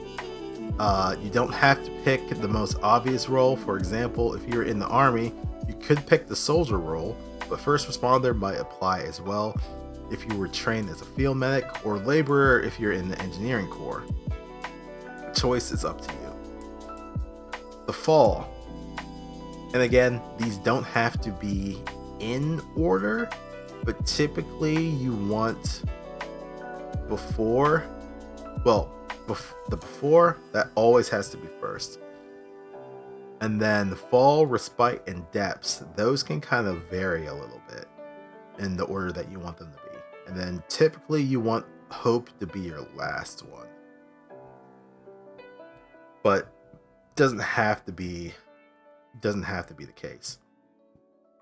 So, fall. This flashback describes the moment when the first zombies started running rampant, social systems collapsed, and the world panicked.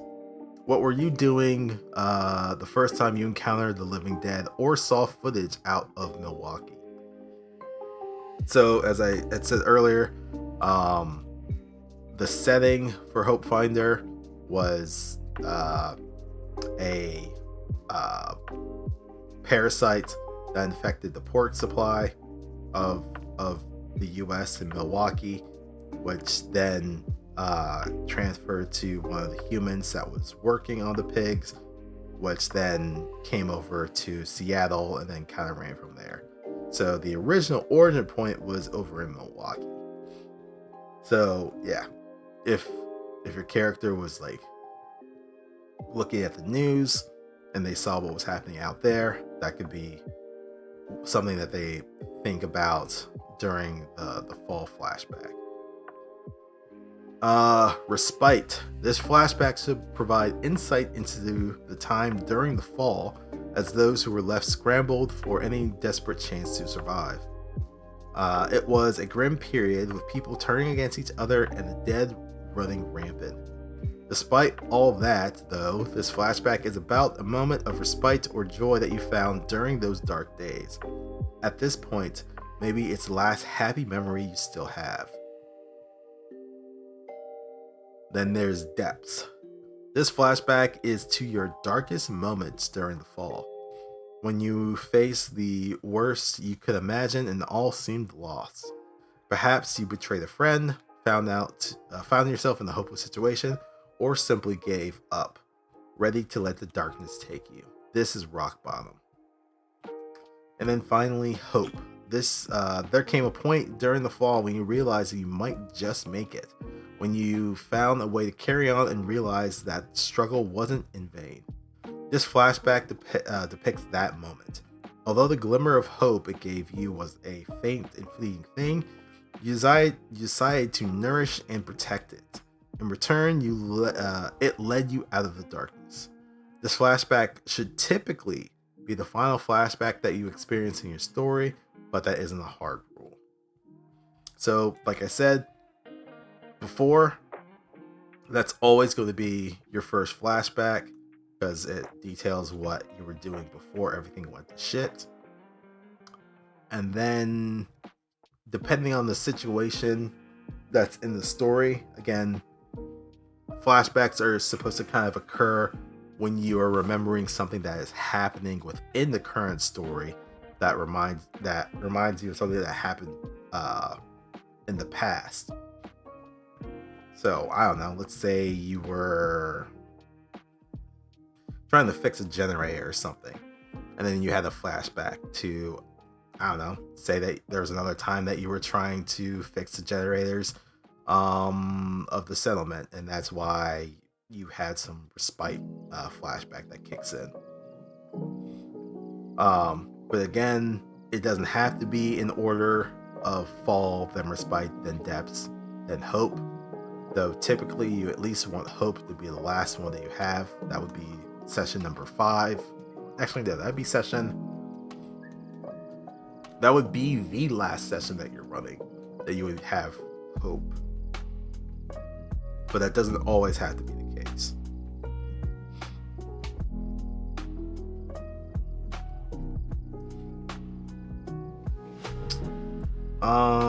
Mementos. After each flashback, you should note a memento, some small object or token you took from that scene. This object is never anything useful. You can't barter it away or use it during an encounter, even if it is technically has some use. You keep it at the bottom of your pack as a silent token of your history, your life in the apocalypse. Should your survivor die, as the other players reallocate your supplies, you reveal these mementos to the other players, narrating what they meant to you and why they are important. If you survive the entire story, pick one of these mementos to be your emblem, the symbol of your journey, and then this will be narrated to the other players as part of the conclusion. So, yeah, a small little token of things that you kind of picked up along the way as you're kind of describing your flashback stories, making a memento of it, and then if your survivor dies or if they make it through, you'll have a list of things that your character kind of kept.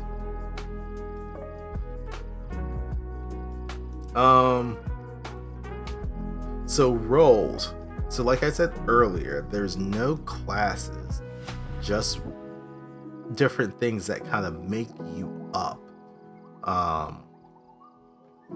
because there's no classes. So one of the things is after you do your first flashback, you get a role. Your role is a critical part of your survivor, defined by who you were before the fall of society. While most of the training provided by the old world has little use today, many of the people from these roles have adapted to a new way of life, bringing their old skills to bear in a world dominated by the living dead. Each role has 3 associated traits, a basic ability, and an increase to one or of 2 skills. You gain your role at the end of your first flashback, which is before, giving you all the base abilities of that role and allowing you to pick one advanced feat from those associated with your role's traits. In subsequent flashbacks, you gain another feat from those associated with your role's traits. For example, if you were playing a first responder, your flashback might be to the time of when you saved the life of a young man trapped in a burning car after an accident. After that flashback, you would gain the Grim Determination ability and an increase to your medicine skill, and the choice of an agility, healing, or ranged advanced feat. Some feats are marked as greater feats. You can't select one of these until you have at least 2 other advanced feats of the same trait. For example, you can't select the Assassinate feat until you've taken at least 2 other agility feats like Agile and Precision. A few feats have prerequisites, meaning you must meet the prerequisite before selecting that feat. Feats with requirements mean that you must meet the requirements before you try to use the feat. So, let's see. So we have a couple of ones here. So after your first flashback, you pick your role. For some reason, I guess child is possible. You were a young child when the world came undone. Maybe you weren't even born yet. Either way, you grew up in a ruined world infested with zombies. It hasn't been easy, and your education has been patchy at best, but you've learned to cope better than most.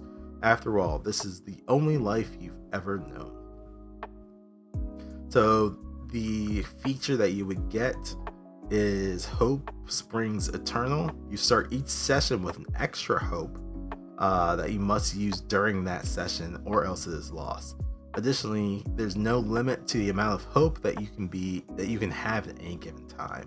So previously it said that you could only have a maximum of 5 plus your charisma number of hope for your character.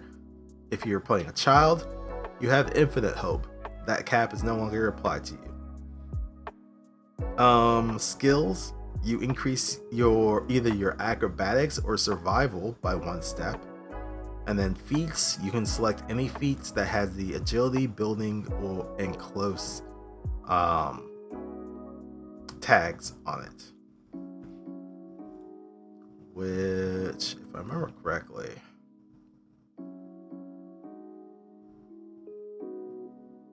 no, those are basic feats.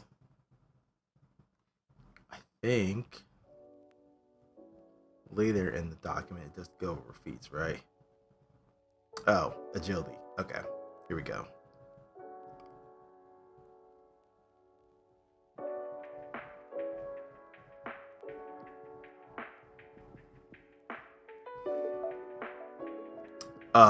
Criminal.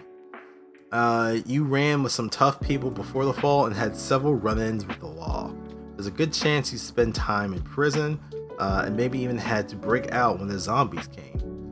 Your guilt or innocence matters little now. The rules have changed, and you've learned how to thrive in the world that remains. So, Case the Joint, which is an exploration ability. Spend 10 minutes studying a location and attempt a perception check to learn about it. DC of this check is set by the narrator. A success tells you general details about what you might find in this location, including likely loot and any routine barriers and challenges you might encounter. A critical success reveals all that, plus 1 specific thing about this location that you might be able to see from your vantage point.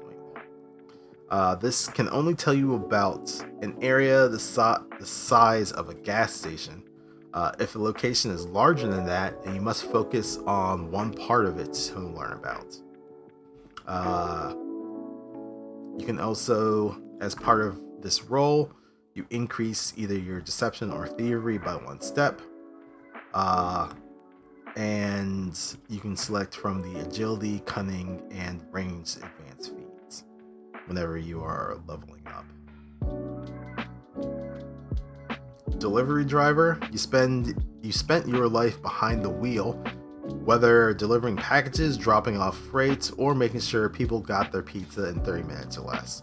Having a good sense of direction and a knack for finding the fastest route has certainly come in handy here in the apocalypse, but you still dream of the days when you spent long hours on the open road.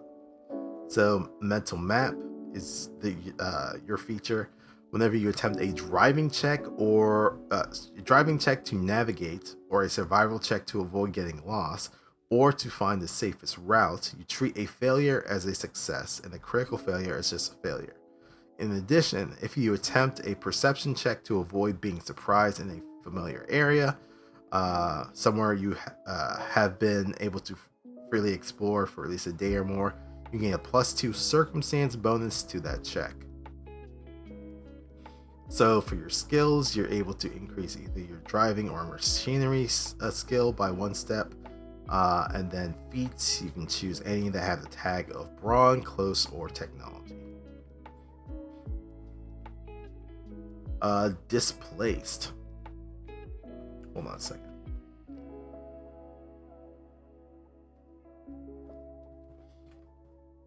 Displaced. The world was just about as unkind to you as this one. or the world before, sorry. You didn't have a home, lived with friends in cars or on the street, and relied on charity to get by. Now you might have a roof over your head, but most of the people who pointedly ignored your existence before are trying to eat you. At least the old world prepared you for this current hell, and people turn to you for your knowledge and experience. So urban foraging is your feature.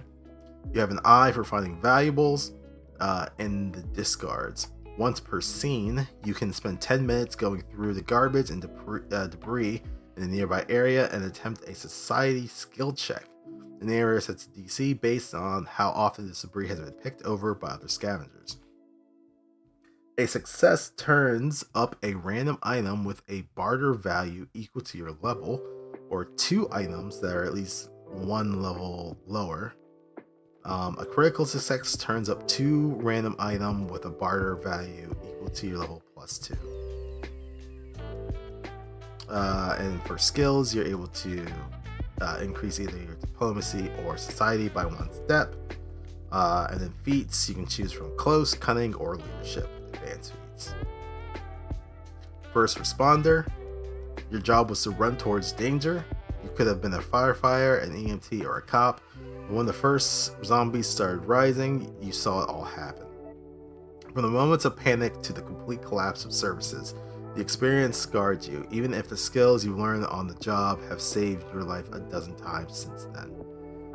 So grim determination is your feature. You saw the worst of the fall. Now it takes a lot to shake your nerve. Increase your will save by 1 step. If you ever gain the confused, controlled, or fleeing conditions, you get a new save throw at the end of each of your turns to end the effect, if a saving throw is allowed. Your skills, you can increase intimidation or medicine by 1 step. And then for your feats, you're able to select from agility, healing, or range advanced feats as you level up. Food worker. Before, the world took you for granted and forced you to smile and take it. Now they can only dream of the fast and easy food you used to make. Few people cook anymore, and most meals these days come from a can. But you have the skills to ensure your meals are healthy and delicious. So you get the Survivor's Feast feature. Once per day, you can spend 1 hour at a fire pit creating a feast. Anyone who spends at least 10 minutes eating this feast heals a bruise and a number of hit points equal to 1d4 plus your survival proficiency bonus. In addition, they gain 1 temporary hope that can be used on a reroll, but if it's not spent in the next hour, it's lost. This feast uses up and counts as 2 food and 1 hydration for each participant. Your skills, you're either able to increase your deception or survival by 1 step, and you can choose between the brawn, close, and healing advanced feats. Homemaker. Keeping a household tidy and well managed was your full-time job before the fall, and you spent much of your time cleaning up, doing home repair, treating bumps and scrapes, and preparing meals. Fortunately, all these skills are just as valuable now, allowing you to work toward a better, safer community. So scheduling master. Whenever you perform a task that takes at least 10 minutes, and that only affects 1 target, like repairing or first aid, you can carefully budget your time to work on 2 targets instead. You can also use this ability to schedule someone else's time, granting them the same benefit, but you must spend that time directing them to ensure they work efficiently. So essentially, you're a micromanager. You can increase your crafting or diplomacy skill by 1 step. And you can select from building, healing, and ranged advanced feats.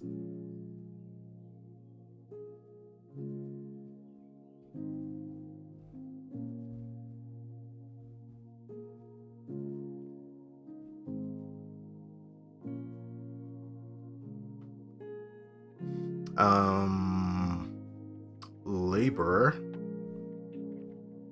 You used to do the hard work that kept the world fed, housed, and stocked with all the latest technological gadgets.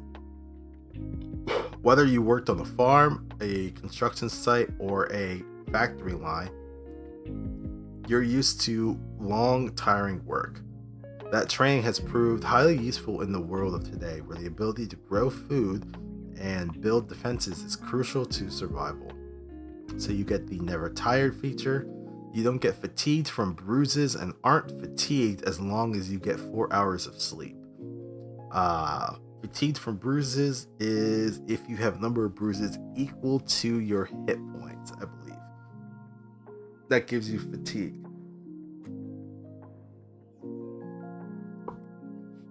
In addition, you carry 3 extra bulk of items, and this doesn't let you, but this doesn't let you carry more items than will fit on your inventory sheet. You can increase your crafting or machinery skills by 1 step, and you can select from the brawn, building, or close advanced feats when you level up. Medical professional. You were a trained doctor, nurse, or surgeon before the fall, and in those grim first days saw things you'll never be able to forget. Now your skills are in very high demand, and the people under your care are immensely grateful, but with supplies running out and no sign of the dead slowing down, you don't know how long you can keep it together. So you get the triage feature. You can perform first aid or treat wounds on up to 6 people in 20 minutes. When you successfully treat wounds, you heal an additional number of hit points equal to your level. Skills. You can either increase your computer or medicine skill by 1 step, and you can select from the healing, ranged, or technology advanced features or advanced feats when you level up. Office worker.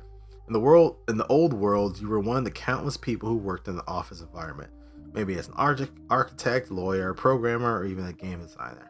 Not much from those days is worth a damn in the apocalypse, but every now and again you dig out something useful from the before times. So zone out is your feature. You can easily get lost in a simple task, allowing you to focus on the smallest details. You get a +2 circumstance bonus to any check related to an exploration activity and to initiative checks. This gives you pretty much a gamut. You can increase any skill by 1 step with this roll when you take it. And you select 2 traits when you have your first flashback. And you select advanced feats you can select advanced feats from those 2 traits.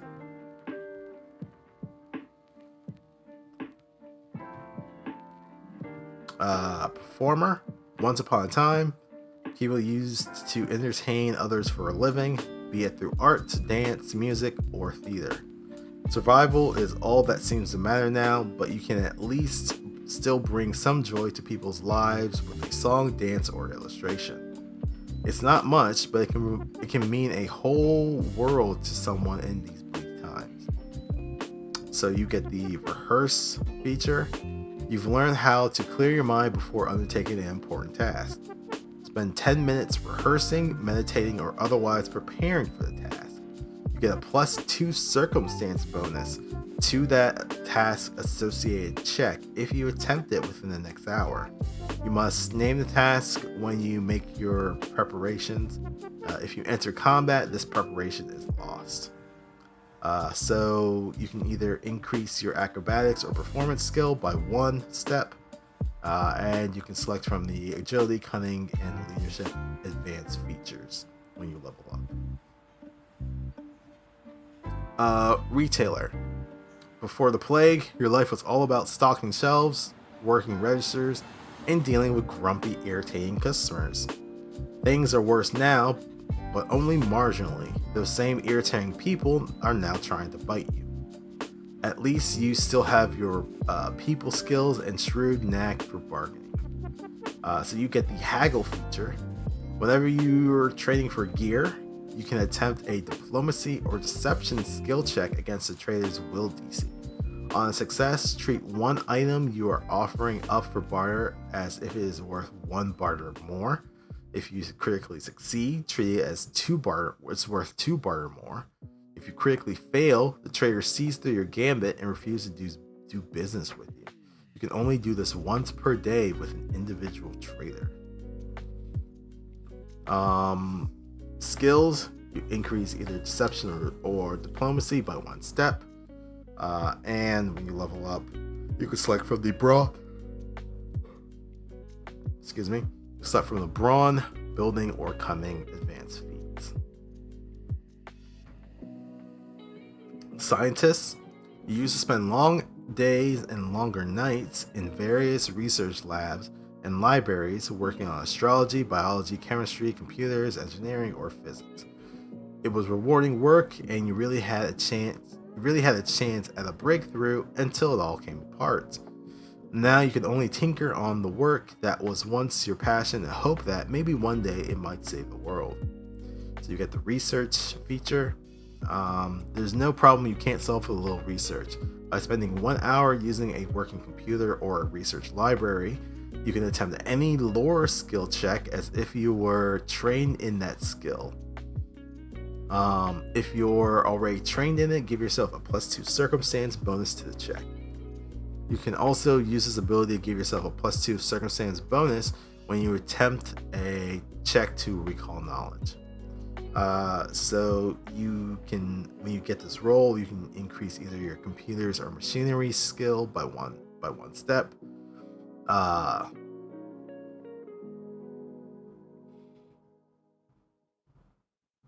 You can, for the feats, for the advanced feats, you can select any that have the agility, healing, or technology tags on them. Soldier, you served in a military unit before and during the fall, up until chaos took over and the chain of command collapsed. In those terrifying days, many turned to you for protection and leadership, and you did your best to keep them safe. The plague still took almost everyone, but you carry on doing what you can to right a world gone wrong. You get the always ready feature. You're methodical in your preparations and make sure to secure your surroundings. You get a +2 bonus to initiative checks and can draw a weapon as a free action at the start of your first turn if it is within reach or ready on your person. So for skills, you increase either athletics or intimidation by 1 step, and you can select from the brawn, leadership, or ranged advanced feats. Sorry, I want to go back just to make sure I'm saying this correctly.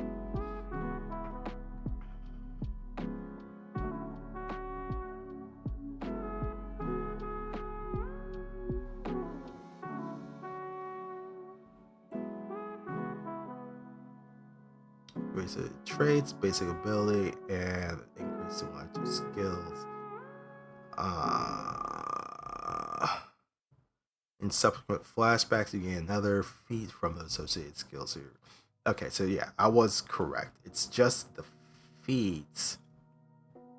Oops, went too far.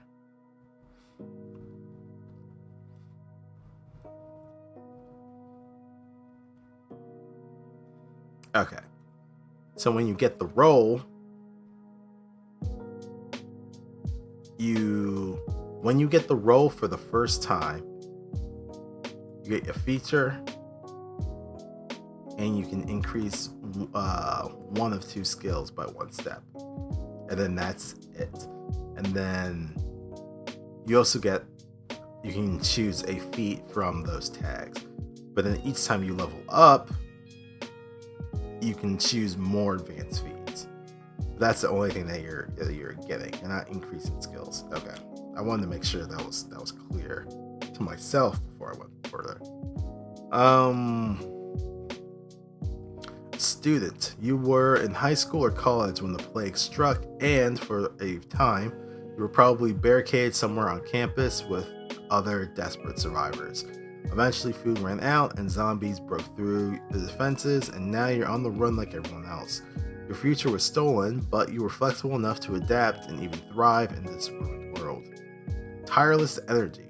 You're energetic.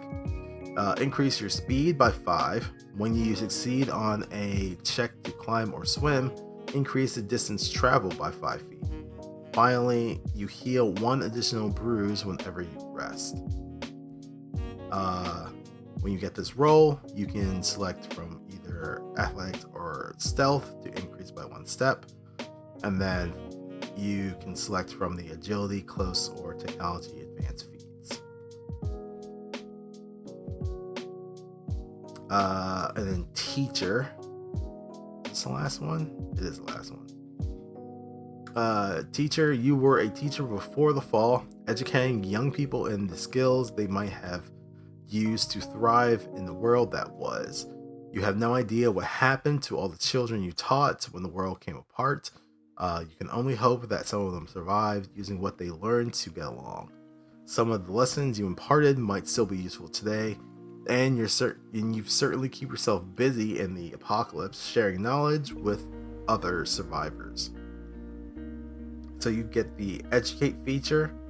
By spending 10 minutes talking and working through problems with a target, you can give them the basic knowledge needed to attempt a skill check for any skill in which you are at least trained. The target gains half your proficiency bonus on this check. This only applies to the first check the target attempts, and if not used within an hour, the benefit is lost. If the target is trained in this skill, this ability grants them a +1 circumstance bonus to the check as long as your proficiency is greater than theirs. And then for skills, you can increase any 2 lore skills that you have by 1 step. And then features, you can select from the cunning, leadership, or technology advanced feats.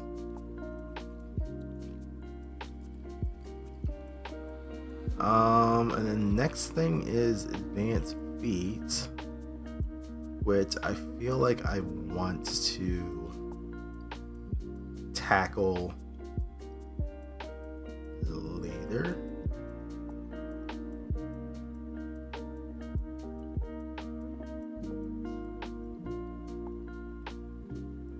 Yeah, I think I may go through the advanced feats later. Oh, right. I misspoke. Okay, so we're just going to go into level up. Just finding a way to survive in the ruins of the world is an accomplishment on its own, but going out into the wilds and taking on dangerous missions is a good way to increase your skills and probably get yourself killed. The reward for facing some terrifying danger is gaining a level.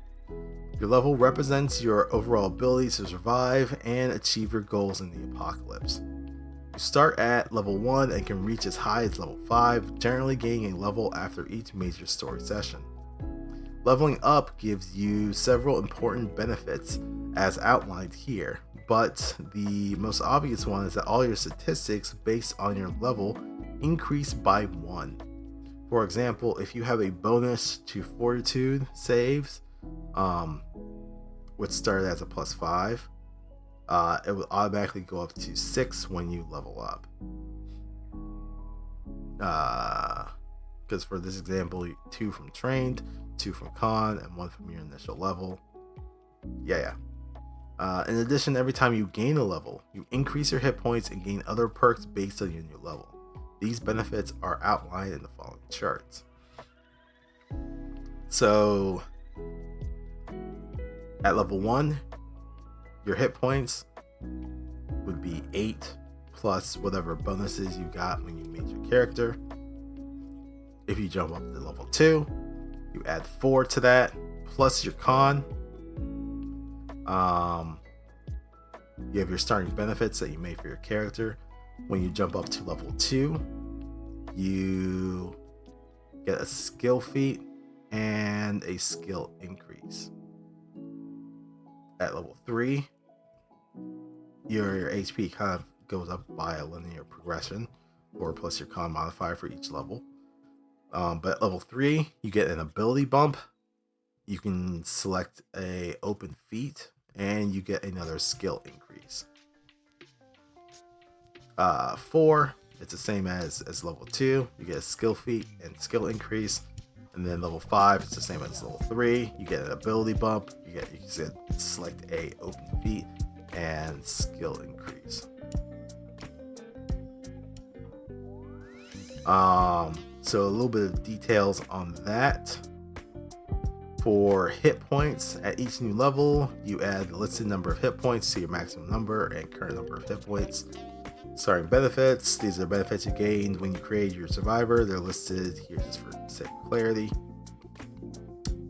Skill feat, you can select any skill feat from Pathfinder so long as it meets the requirements that aren't based on your level. Note that skill feats that rely on magic or other rules not in Hopefinder are not allowed. Your narrator is a final arbiter on what fits in the game. Skill increase, your proficiency level in one skill increases by 1 step. Note that you don't have to meet any level requirements to increase a skill to a new proficiency step.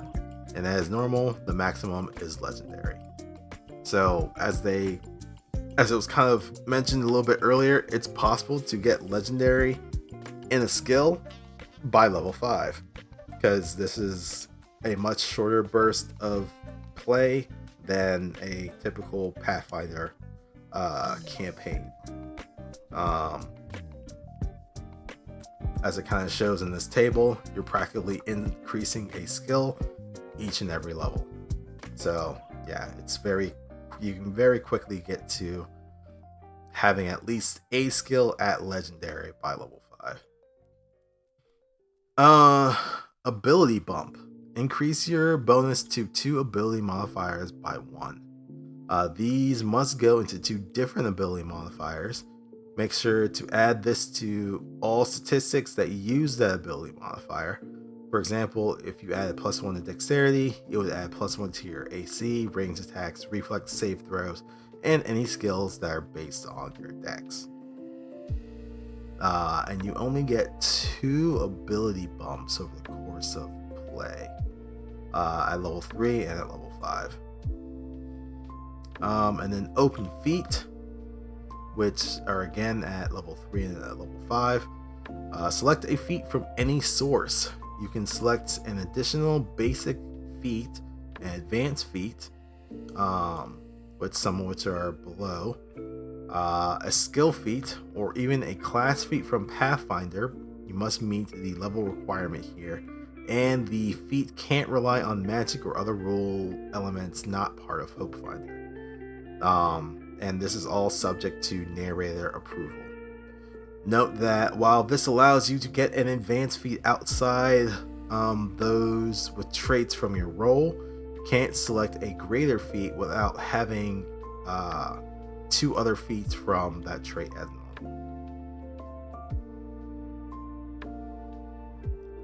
We're getting pretty much at the end here. So if you're getting advanced feats, 3 of them that you can get are armored, perceptive, and resilient. Armor, and you can take these feats more than once. You learn how to wear armor, increase your proficiency in both light and heavy by 1 step.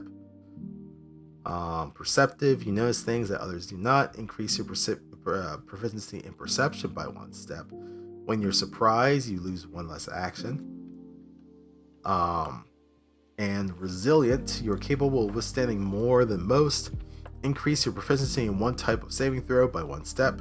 If you're a master in that saving throw, whenever you get a success, treat it as a critical success instead. And I mean, aside from the feats,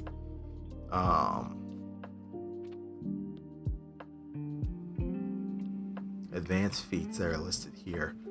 That's pretty much it in the Survivor's Guide. Again, most of this stuff I would like to kind of have working at some point. I'm going to be continually fiddling around with the settings to try and get some stuff working a lot better than it does in the base version of the Hopefinder module. But yeah, I think what's going to be the next thing that I'm going to do. So I kind of have at least this test character made out. There's a couple of pre-gen quote-unquote characters that I want to make. So in case I run something, those would be available for people to use. I may do that off stream. I think the next time that I want to work on something, maybe putting together a one-shot to at least kind of get familiarized with the setting. At some point I do want to go, I feel like maybe I should look through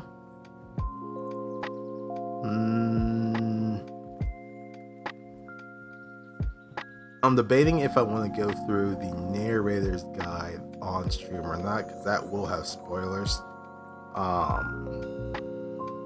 have to skim through it and see if there's anything in particular that I could go through. That would be fine. Otherwise, I think really next is just trying to put together some stuff for a one-shot and seeing how that goes.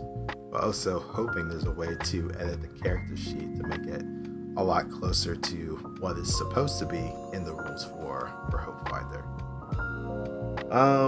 So yeah, I think that's probably gonna be it for me for tonight.